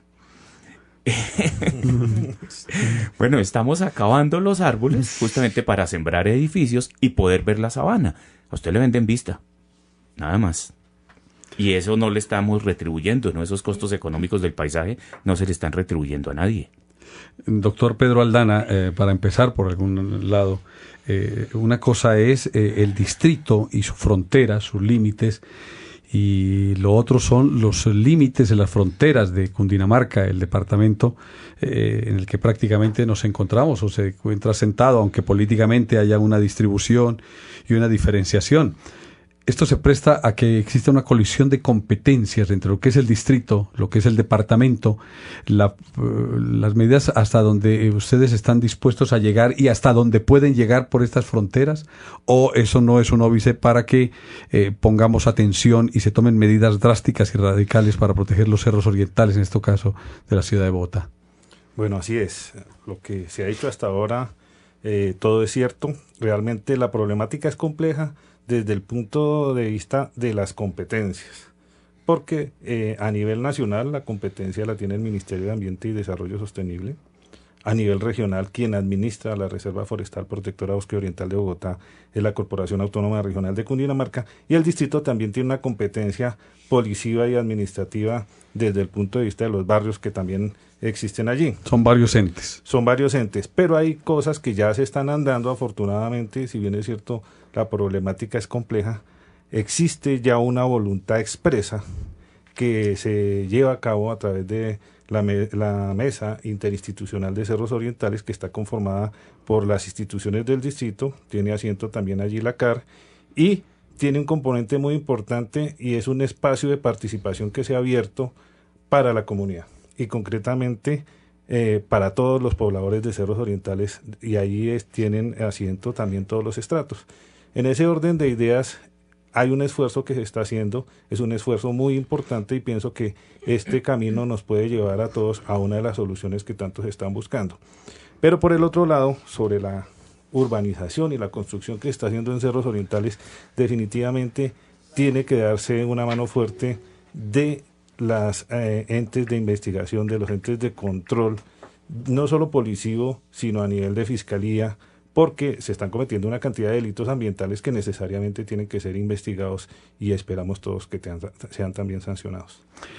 ¿Por qué cuesta tanto, profesor Gabriel Enrique Leal, pasar del dicho al hecho, de la teoría a la acción, existen medidas tanto locales, distritales, como ambientales de orden nacional, en las que se especifica de manera muy, muy clara, muy puntual, qué se puede y qué no se puede, qué se debe y qué no se debe hacer contra los cerros orientales, y empleo la expresión contra los cerros orientales, porque según se desprende de lo que ustedes nos han dicho, las medidas en su mayoría van en contra de esta reserva natural que nos acompaña aquí en la parte oriental de la sabana de Bogotá.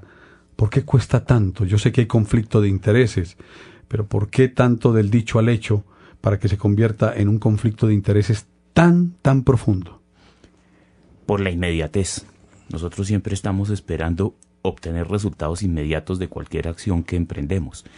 Cuando estamos hablando del tema de los cerros, estamos hablando únicamente del tema de los cerros, pero es que no lo hemos involucrado dentro de un contexto urbano en el cual nosotros vivimos.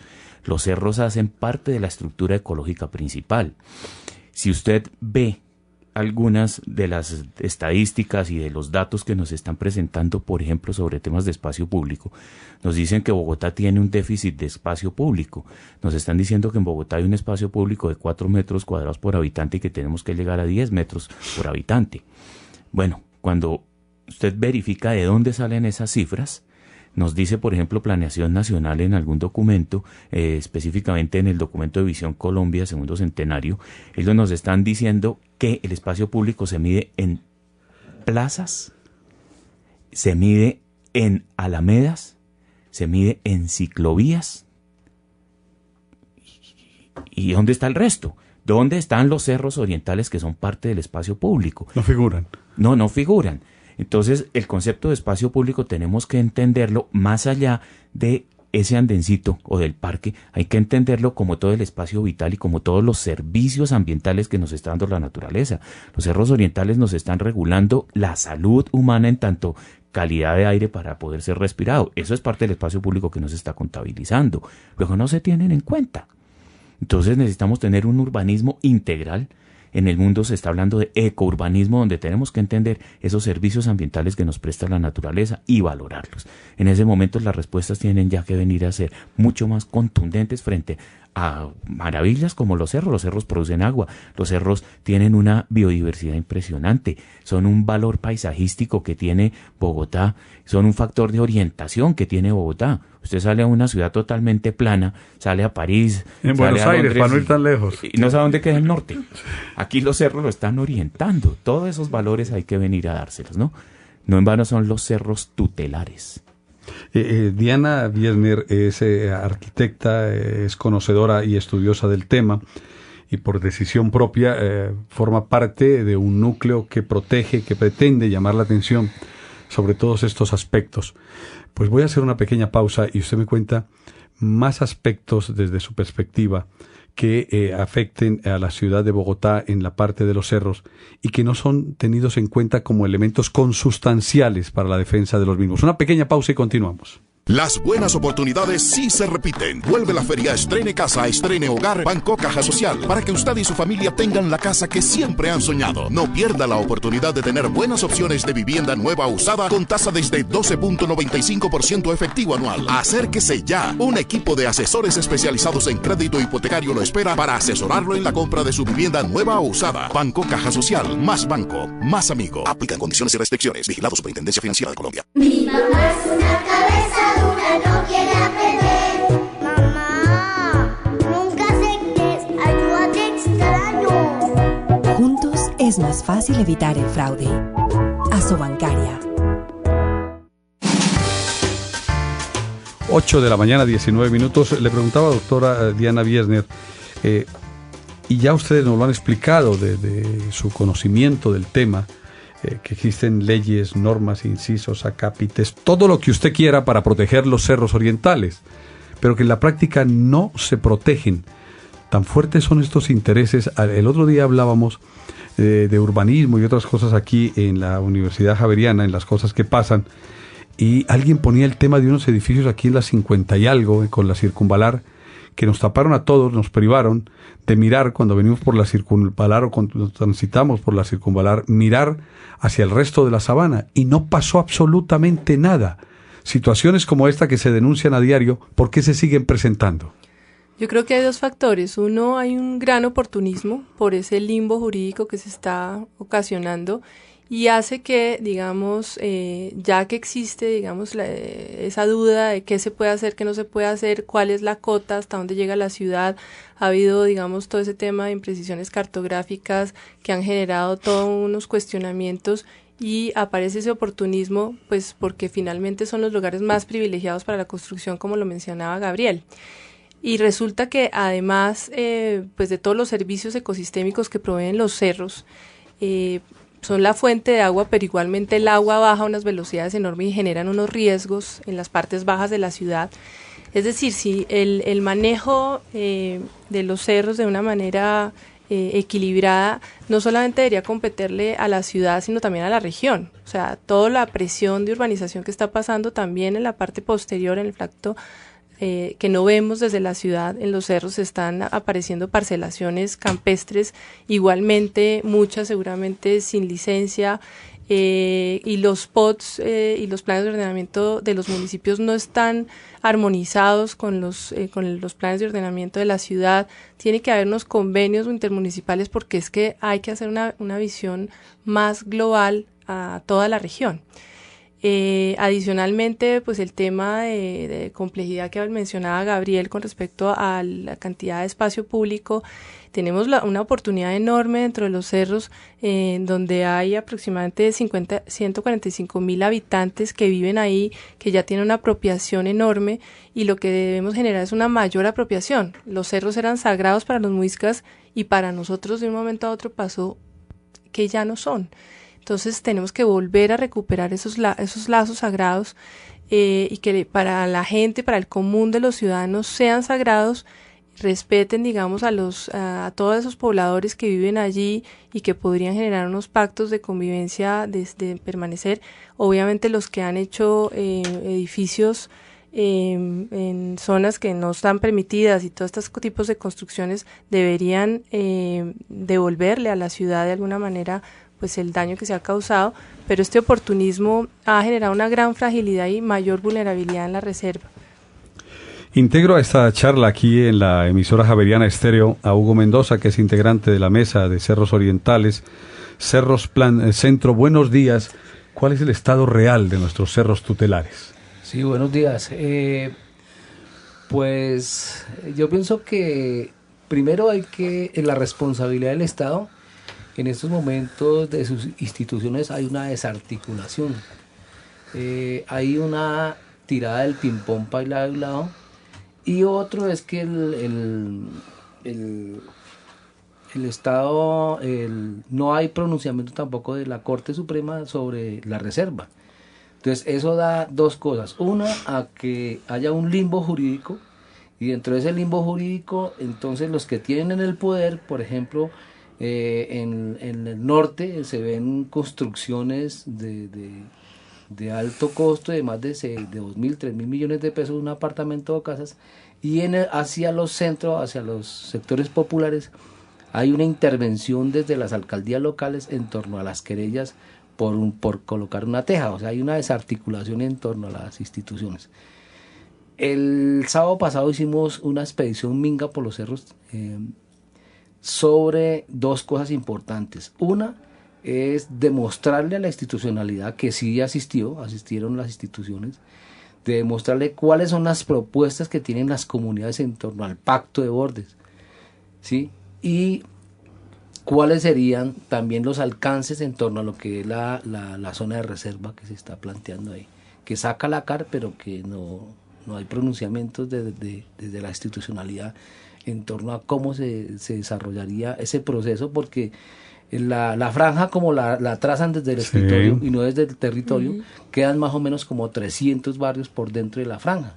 Entonces, eso le cuesta una millonada de plata al Estado, sacar todos los habitantes que hay dentro del cerro. Pero también habría un alcance positivo en torno a que muchas de esas localidades, por ejemplo Santa Fe, Chapinero, San Cristóbal, todavía hay un 90% de la reserva virgen, mientras que usted va a Usme y a Usaquén, entonces las empresas o las multinacionales de la minería todavía siguen y no han recuperado los terrenos que ellos se comprometieron a recuperar después de que les cerraron algunas. Claro, esa es otra parte del problema. Héctor Álvarez también forma parte de esta charla aquí en Javeriana Estéreo, en Las Cosas que Pasan. Él es investigador y gestor de Ecobarrios, perteneció al equipo de proyecto Cerros Orientales del CINEP, Programa por la Paz. Para que la gente vaya teniendo más elementos de juicio, ¿cuál es el estado real de estos cerros tutelares de la ciudad de Bogotá? Más allá del limbo jurídico, de los problemas de esos asentamientos, unos legales, otros ilegales, otros de viejos pobladores y otros de nuevos pobladores, que ya vamos desgranando en esta charla. ¿Cuál es el estado real? ¿Qué tan grave, qué tan crítico es de los cerros orientales? Bienvenido, buenos días. Buenos días a todos y a todas los que están acá. Un poco pues, retomo parte de lo que dijo Hugo y lo que acabas de mencionar, es que para mí el estado real de los cerros orientales es un estado crítico. Crítico porque realmente esa falta de decisión del Consejo de Estado genera una consecuencia de ingobernabilidad. En este momento en los cerros orientales no hay gobernabilidad. O sea, no hay manejo sobre ellos real. No hay manejo, no hay ninguna institución que asuma frontalmente este problema. Botadero de escombros, tala indiscriminada, se siguen construyendo viviendas, quema y manejo de basuras. Es decir, realmente una crisis de gobernabilidad que no permite que los cerros se conserven como se plantea en principio. ¿Qué tan grande es el deterioro? Nosotros estamos evaluando eso en este momento con comunidades y una comisión del Consejo de Bogotá. Es gravísimo, gravísimo. Nosotros podríamos enviarles fotos a ustedes de lo que hemos observado, lugares que se han convertido en muladares, pues, botadores de escombros, pero además el aumento de riesgos en el territorio, por la falta de inversión del distrito en torno a una voluntad política para mitigar riesgos. Y finalmente, lo que quiero mencionar es que el estado de los cerros orientales es tremendamente caótico, pero el estado de las comunidades que viven ahí es caótico también. Es decir, hay una vulneración sistemática de los derechos humanos de esos pobladores de los cerros orientales por ese limbo jurídico que no permite aclarar realmente la calidad de vida de estas personas con dignidad. Pedro Aldana, usted que forma parte de la institucionalidad y de la administración distrital, ¿qué hacen hoy en particular para resolver el problema? Más allá de los proyectos que son fundamentales y de los que ustedes seguramente tienen perfecto conocimiento de lo que se va a hacer, de lo que podría hacerse, pero hoy ¿cómo frenamos, cómo evitamos el deterioro y ese caos que se presenta en los cerros orientales desde la administración distrital? Bueno, como lo decía hace un momento el profesor Gabriel, hay que mirar todo esto de una forma integral. Realmente la ciudad no puede mirarse desde el ejercicio del cemento, de las vías, porque la ciudad tiene que ser sostenible ambientalmente y ese es uno de los propósitos del actual plan de desarrollo. Por eso, si bien es cierto, toda esta problemática que ampliamente se ha expuesto y que se viene debatiendo por estos días en toda la ciudad sobre cerros orientales, es una oportunidad por fin para ponerle punto final a muchas de estas cosas. Y estas soluciones no se construyen solamente desde las instituciones. Si bien es cierto, hay acuerdos ya concretos entre la Corporación Autónoma Regional de Cundinamarca, el mismo ministerio y las instituciones del distrito, también lo es que esto no se puede hacer sin tener a la comunidad, porque cualquier proceso de restauración, cualquier proceso de recuperación que se haga, si no se tiene un proceso de apropiación con la comunidad, va a ser un esfuerzo perdido y obviamente los entes de control, como la Contraloría, como la Personería, pues tienen que entrar a investigar qué está pasando con las inversiones que se hacen en cerros orientales. Y en ese sentido cobra mucha relevancia lo que han expresado tanto Hugo como Héctor. ¿Por qué? Porque si bien es cierto, la comunidad de los estratos 1 y 2, que realmente son los que más han sido vulnerados en sus derechos, no se le pone cuidado a lo que se viene presentando allí. Tenemos un problema de legalización de barrios, que es uno de los conflictos más importantes, como lo han expresado ellos. Las querellas es algo que se siente muy fuerte por parte de las alcaldías locales con respecto de la población de cerros, pero hay mucha cantidad de cosas que se están pasando como de agache. y son los derechos adquiridos por la comunidad que estuvo asentada en los cerros mucho antes de que fuera declarada reserva forestal. Eso es algo que tiene que tenerse en cuenta y se está teniendo en cuenta, pero tiene que tener todavía más relevancia. La otra parte es que muchos de estos pobladores de los sectores populares recibieron estos predios como dación en pago por su trabajo cuando existían las minas en cerros orientales.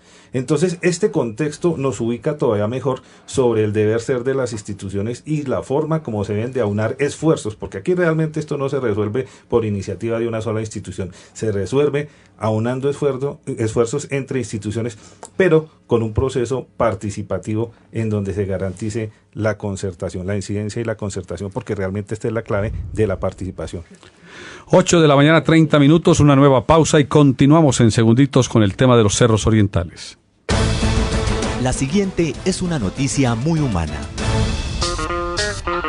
La jornada escolar en Bogotá pasará de 6 a 8 horas diarias. Ahora tendremos a los niños y jóvenes más tiempo en el colegio, más cerca del deporte y más lejos del alcohol, más cerca del arte y más lejos de las drogas, más cerca del conocimiento y más lejos del delito. Jornada escolar extendida. Esto es Alcaldía Mayor, Bogotá Human. Corredores Asociados hace parte de las más importantes firmas comisionistas de bolsa de Colombia. Con 35 años en el mercado, Corredores Asociados ha construido confianza entre sus inversionistas y clientes bajo principios de experiencia y solidez. En 2012, Corredores Asociados fue la ganadora en los premios Latin Finance en la categoría de Mejor Banca de Inversión Especializada. Corredores Asociados, aconsejamos con experiencia. Contáctenos www.corredores.com. Síguenos en Twitter, @corredoresaso. Vigilado Superintendencia Financiera de Colombia. 8:31 a.m, 45 segundos para Héctor, para Hugo, para Diana, para Gabriel, para Pedro, especialistas en el tema. La gente lo sabe y creemos que lo sabemos.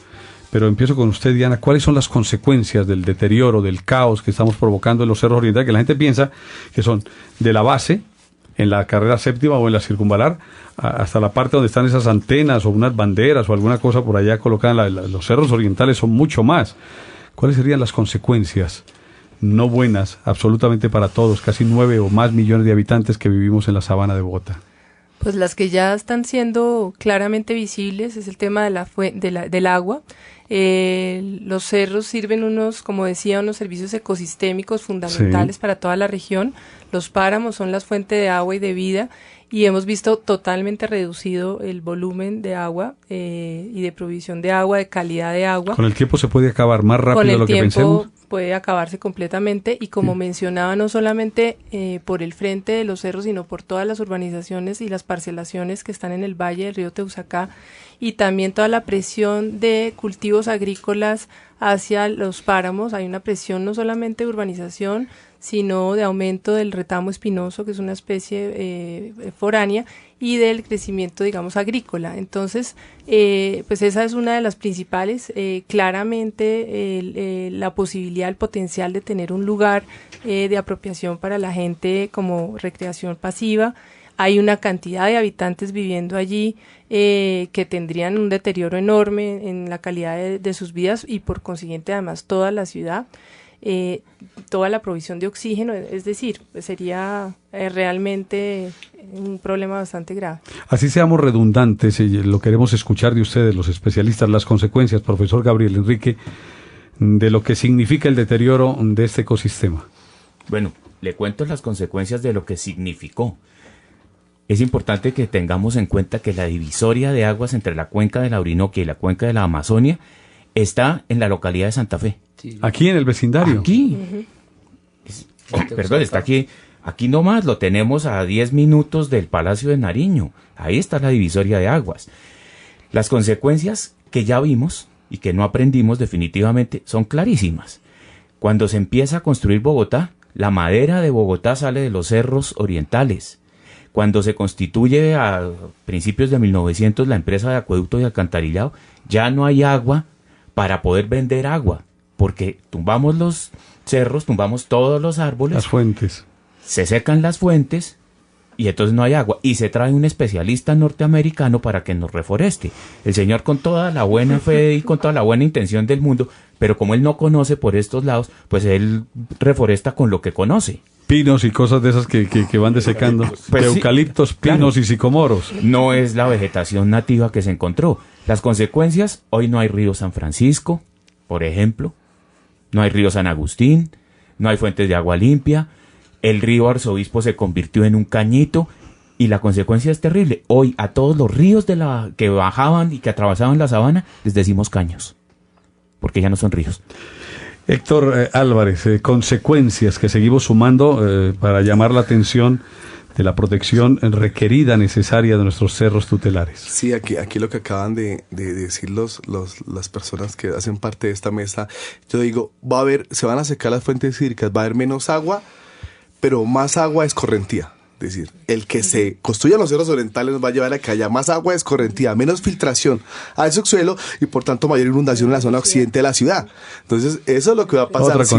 Otra consecuencia fuerte, que los que van a pagar será el occidente de la ciudad porque va a haber menos agua potable, pero más agua escorrentía que va a colmatar las quebradas totalmente el occidente de la ciudad. Hugo Mendoza, de consecuencias que estamos sumando para advertir de los peligros de deteriorar nuestros cerros orientales. Sí, mire, nosotros hacemos parte del ecosistema de Sumapaz. Más o menos la reserva de los cerros orientales son 14.000 hectáreas. Y allí hay agua, lo que decía el profe es real. Los indígenas tenían toda una ordenanza del agua, desde Santa Fe hasta Bosa, y hasta el oriente, y hacia abajo hasta Funza. Esa era la ordenanza de los indígenas en esa época. Hoy en día tenemos un problema gravísimo. No solamente se están secando y nos han canalizado las quebradas, sino que arriba en las lagunas, como todavía existen las lagunas arriba en nuestra localidad, porque vamos hasta el kilómetro 17, lo que es Atizayá, que se llama la lengua muisca, no, ese es en lengua guayú. En la muisca la estamos buscando esos ancestros todavía, porque es el fucha, es el teusacá, esos son los nombres indígenas que se tenían ahí. Todavía las tenemos arriba, pero arriba hay privados, que detrás de esos privados se vienen tomando la laguna, con el cuento de la reserva forestal y ambiental, una tal Fundación Mata Redonda. Ustedes pueden subir y han acabado con el camino indígena, y no solamente eso, sino ¿usted por qué dice con la tal? No cree usted en esas políticas. Porque es que si uno dijera, ellos son los que están preservando, claro, yo conozco esos territorios desde que nací, porque mi padre nos sube por allá, y veíamos la hermosura que era el camino, y hoy ellos desbarataron más de 2 kilómetros de camino, que es camino de piedra, que supuestamente es de los muiscas que los dejaron allí. Y fuera de eso, deforestaron más o menos como 4 hectáreas de frailejón, que son los mayores retenedores de agua, para construir un edificio de 3 pisos que acaba de demoler la CAR, porque lo construyeron dentro de la franja. Y ellos tienen unas demandas desde Huaque y desde Corporino, que hace más de 10 años, de pagar unas multas, y eso no se ha hecho efectivo. Y ellos siguen ahí, y ya vienen aquí casi cerca, llegando a Guadalupe y a Monserrate, con los tales avisos de que eso es una reserva privada de ellos y le están cobrando a la gente. Y ya hubo problemas de inseguridad, porque los señores tienen vigilantes ya con escopetas. Yo me atrevo a decirlo, porque es que ya nos ha pasado también. Claro. Doctor Pedro Aldana, consecuencias de esta deforestación. Yo creo que las consecuencias las estamos sufriendo todos también ya. Y principalmente las personas más vulnerables a toda esta problemática son los niños y los adultos mayores. Por ellos y por las futuras generaciones nos corresponde a todos nosotros, a cada uno de los ciudadanos, actuar de una forma responsable, pero sobre todo actuar con una responsabilidad intergeneracional. Nosotros no podemos seguir pensando en nosotros y que somos los dueños del planeta, porque los seres humanos tenemos todos esa responsabilidad ambiental. Pero aquí yo veo que, con base a todo lo que se ha dicho, toda la problemática que existe en los cerros y los ecosistemas en los cuales se ha construido la ciudad, porque son varios, son cerros orientales, son las subcuencas de Fucha, Salitre, Tunjuelo, Torca, los humedales, el borde oriental del río Bogotá, que estamos haciendo parte también de esa cuenca, es una oportunidad para que definitivamente empecemos a asumir primero un proceso de construcción de cultura ambiental, que la necesitamos tener todos. Yo en los ejercicios académicos le digo a los estudiantes, levanten la mano los que separan los elementos susceptibles de reciclaje en su casa, y más o menos el 90% no la levanta. Eso es un indicador a priori que nos muestra que definitivamente esa responsabilidad sí nos corresponde a todos, y construir la cultura ambiental es un proceso. Y lo otro es que esa gobernanza del agua que se viene gestando desde hace muchísimos años y que afortunadamente esta administración la viene liderando, pienso que es una oportunidad para todos. Estas decisiones no solamente tienen que ser decisiones de carácter político, tienen que ser decisiones de cada uno de los ciudadanos y de las instituciones para que coordinemos esfuerzos, pero sobre todo para que actuemos, insisto, en una forma muy, pero muy responsable. Diana Biesner, existen curadores, existen interventores, existen veedores, existen auditores, existen fiscales, existen jueces, la veeduría ciudadana, el defensor del pueblo. Como decía una señora por ahí, no van a repetir la expresión que no es correcta, pero simplemente nos sirve para traerla un poco de los cabellos como expresión popular. Hay tropecientas mil entidades encargadas para que sea sostenible el futuro de los cerros, para si se hacen construcciones y se adelanta lo que llaman el progreso, pueda ser sostenible y en convivencia con los cerros orientales. ¿En la práctica esto sucede o no sucede, y todas esas entidades se quedan un poco al margen en la práctica y en la vida real? Pues yo no hablaría tanto de si las entidades están cumpliendo su papel o no. Yo creo que hay un problema también de conciencia cívica y de cultura, como han hablado. En muchos países civilizados no necesitan tantas normas y tantas restricciones porque la ciudadanía se comporta bien.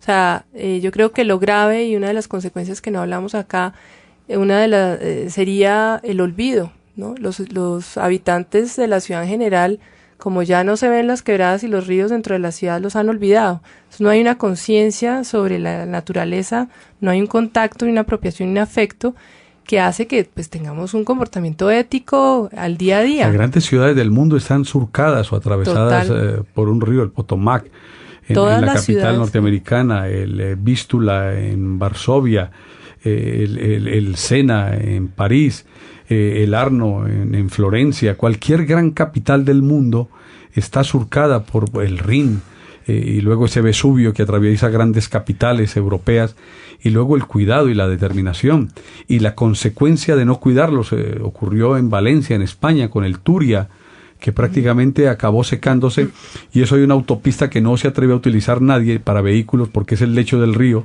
y el río no lo utiliza porque el río ya no existe. Y como ese, cientos de ejemplos. El caso de París, de manos de un gran arquitecto que decidió llamar la atención sobre la vitalidad y lo que representaba para los capitalinos de ese país galo, de Francia, y la toma de conciencia por parte de la gente, a pesar de ser conglomerados tan grandes, de cómo cuidar el mismo Tíber, que estaba prácticamente desahuciado, que surca Roma, y cómo toman la decisión, y a partir de esa determinación de cultura ciudadana, salvar esos afluentes. Pues todas las ciudades, los planes de ordenamiento de las ciudades ahora están volcados a resaltar su paisaje. París tiene su río artificial, pero vuelca toda la actividad hacia él, y el valor, digamos, de la ciudad está centrado, y el eje estructurante es el río. Nosotros acá no hemos hablado del río Bogotá, pero los cerros no solamente, es que los límites de la ciudad, que son el cerro y el río, se tratan como si fueran bordes y fueran lugares de periferia y de exclusión, y por el contrario, tienen que ser lugares de integración, tienen que ser los lugares en los cuales sean los estructurantes de la región, y que los desarrollos y el futuro de la ciudad se centre alrededor de ese paisaje y de ese lugar, no solamente los servicios ambientales que hemos hablado, sino todo el tema de valor de paisaje para los ciudadanos, para una ciudad con una calidad de vida mucho más alta. Básicamente lo que estaba mencionando anteriormente, entonces por eso nosotros estamos trabajando es aumentar la cultura cívica, la cultura ambiental dentro de los habitantes, porque si no es así no podemos generar una mayor apropiación hacia estos lugares. Entonces yo creo que hay que voltear la llamada de atención también hacia los ciudadanos. no solamente a los entes de control, sino todos los ciudadanos tenemos que estar comprometidos. Y el hecho de que no visibilicemos los elementos dentro de la ciudad hace que perdamos la memoria y que perdamos, digamos, esa conciencia sobre el valor que tiene. 8 de la mañana, 45 minutos, una última pausa y ya los invito a que nos entreguen sus conclusiones de qué debemos hacer, aparte de la toma de conciencia, las acciones reales para proteger ese recurso natural que son los cerros orientales, cerros tutelares de la ciudad de Bogotá. 8:45 en la mañana. La Secretaría de Cultura, Recreación y Deporte presenta la nota cultural. La Secretaría de Cultura, Recreación y Deporte y su Dirección de Culturas Recreativas y Deportivas recomiendan a la ciudadanía practicar en forma regular el yoga. Laura Cuña, de la Secretaría de Cultura, Recreación y Deporte, nos habla sobre los beneficios de esta práctica. Soy Laura Cuña, subdirectora de Política y Fomento de la Secretaría de Cultura y practicante de yoga. Quiero contarles que entrar a practicar yoga es una experiencia prácticamente indescriptible, en la que empiezas a ver cómo día a día, con cada práctica, tu cuerpo y tu mente y tu espíritu empiezan a tener un equilibrio casi que perfecto. Atención ciudadanía, todos a practicar el yoga para vivir sanos y felices. Más información en cultura, recreación y deporte.gov.co. Bogotá Humana.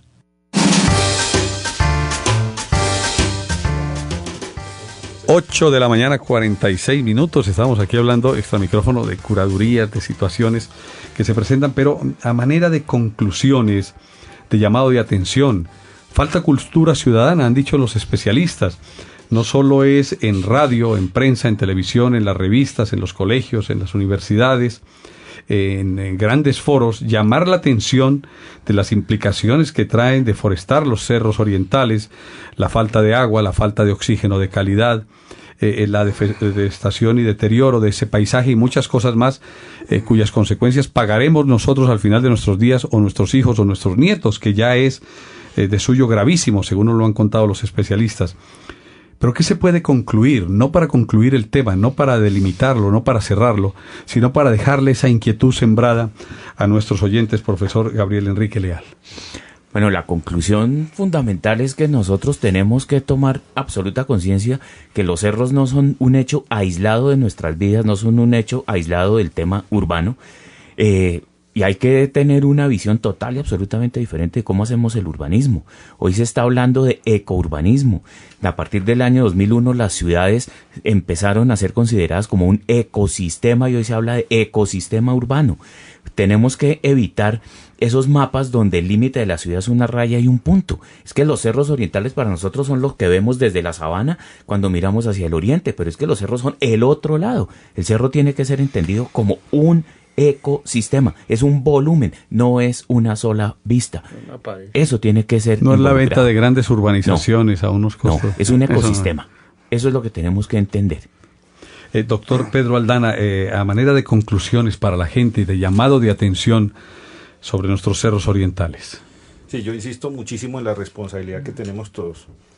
Nosotros, si la ciudad, si cada bogotano, si cada residente de la capital se compromete en esta propuesta de construcción de la cultura ambiental y gobernanza del agua, tendremos conclusiones muy rápidas. Primero, cada árbol que hay en la ciudad es importante, y sobre todo si se trata de especies nativas. Los planes de manejo ambiental, los planes de ordenación y manejo de cuencas, todo esto tiene que ejecutarse necesariamente y se tiene que ejecutar haciéndolo participativo con la comunidad. Por eso, en el futuro, lo que nosotros vamos a ver son corredores ecológicos que nacen en los cerros orientales con estas cuencas de quebradas y ríos y atraviesan la ciudad de oriente a occidente hasta llegar al río Bogotá. Porque todo esto es un proceso que es a largo plazo, esto no es a corto plazo. Se necesitan grandes inversiones, pero se necesitan el cumplimiento de grandes responsabilidades por cada ciudadano y también por las instituciones. A eso es lo que le estamos apuntando y muchos de nosotros nos estamos, como dicen, jugándonos la vida por eso. Don Hugo Mendoza, ¿cuáles serían conclusiones y llamados de atención de situaciones como la que estamos viviendo respecto de los deteriorados cerros orientales de la ciudad de Bogotá? Bueno, yo primero lo que digo es que tiene que haber una integración institucional. O sea, no podemos seguir con que una institución nos diga una cosa, el acueducto diga otra cosa, la CAR diga otra cosa, y los otros entes no se pronuncian. Nosotros estamos diciendo, en la construcción de la participación de las comunidades, en una economía popular es invernaderos de plantas nativas. Y allí se pueden hacer. Y ya hay experiencia sobre eso. También cómo recuperamos los frutales originales. Yo me acuerdo cuando pequeñito veía y cantidad de inmensidades de diferentes tipos de aves. Hoy ya casi no las vemos. ¿Por qué? Porque es que lo que decía el profesor, aquí vino un extranjero y entonces nos metió pinos y eucaliptos y es lo que ha desforestado lo de los cerros orientales. Yo digo que también ahí hay posibilidades. El acueducto tiene casi el 80% de su custodia de los cerros orientales. Pero también hay territorios donde se pueden recuperar con agricultura orgánica, la recuperación de esas frutales que había en los territorios. Y otro es entender bien qué es el corredor ecológico. Si esa intervención del Estado, de la intervención del ser humano ahí en los cerros orientales va a perjudicar o le va a servir a los cerros orientales en el corredor ecológico. Eso tiene que haber un debate fuerte con los técnicos, con los especialistas, con los planeadores, que no podemos seguir planeando las cosas desde los escritorios, sino desde el territorio y con sus habitantes y con la gente que vive allí, con sus campesinos. Yo creo que lo que se hizo el sábado es pauta de un inicio de que podemos entre todos, desde la gobernanza del agua, salvar realmente los cerros y el agua. A propósito de ese tema que usted acaba de tocar, del debate, un periódico, Publimetro, que circula en la ciudad de Bogotá, dice que Bogotá en déficit internacional en número de árboles. Y dice que en el Cabildo Distrital se llevó a cabo un debate sobre arborización urbana en el que se recalcó que Bogotá tiene un déficit de 1.400.000 árboles, que el año pasado se sembraron 25.000, y que si vamos a ese ritmo más o menos tardaremos en ponernos al día unos 57 años, que ya sería demasiado tarde para buscar una solución. Este es un aporte que me hace el profesor Gabriel Enrique Leal a propósito del tema de los cerros orientales, donde también sería de mucha ayuda sembrar árboles para reforestar y para recuperar muchas de las zonas perdidas. Ese es uno de los temas que tenemos el sábado en el Cabildo, que se va a revisar en la Universidad Distrital, en la sede de Macarena. Se va a iniciar un proceso de cabildos abiertos, o sea, no va a ser un cabildo por cabildo, sino que permanentemente ese cabildo va a funcionar, y lo de las expediciones del territorio. No necesitamos que de los 9 habitantes que viven no solo en el distrito capital, sino en sus alrededores, si cada uno tomara conciencia de sembrar un arbolito de manera ordenada y manejada por la gente, si eso serviría o no. Profesor, usted me dice si eso valdría la pena o qué tendríamos que hacer para, Diana, y todos que quieren intervenir sobre el tema de los árboles y reforestar los cerros, si eso serviría o no serviría de algo. Y ya voy con Héctor Álvarez. Yo creo que hay que primero tener un conocimiento muy amplio del tema de los cerros, porque bien, como lo ha dicho la historia, el cambio de paisaje en que hemos plantado especies sin conocimiento real de lo que es beneficioso para los cerros. Ha sido mayor el daño. Ha sido pues perjudicial, y ahora tenemos que emprender tareas de restauración ecológica. Entonces sí que hay que entender muy bien que sean especies nativas de los cerros, y que inclusive en la ciudad se revierta el porcentaje que tenemos actualmente de 2/3 partes de especies no nativas a especies nativas, y tendríamos una mayor cantidad de aves dentro de la ciudad, no solamente dentro de los cerros. Y uno de los programas que nosotros planteamos es que efectivamente se hagan viveros de especies nativas de los cerros, y ya se han iniciado proyectos pilotos, porque hasta ahora hemos hablado de todas las cosas negativas que están pasando, pero también han habido muchas cosas positivas.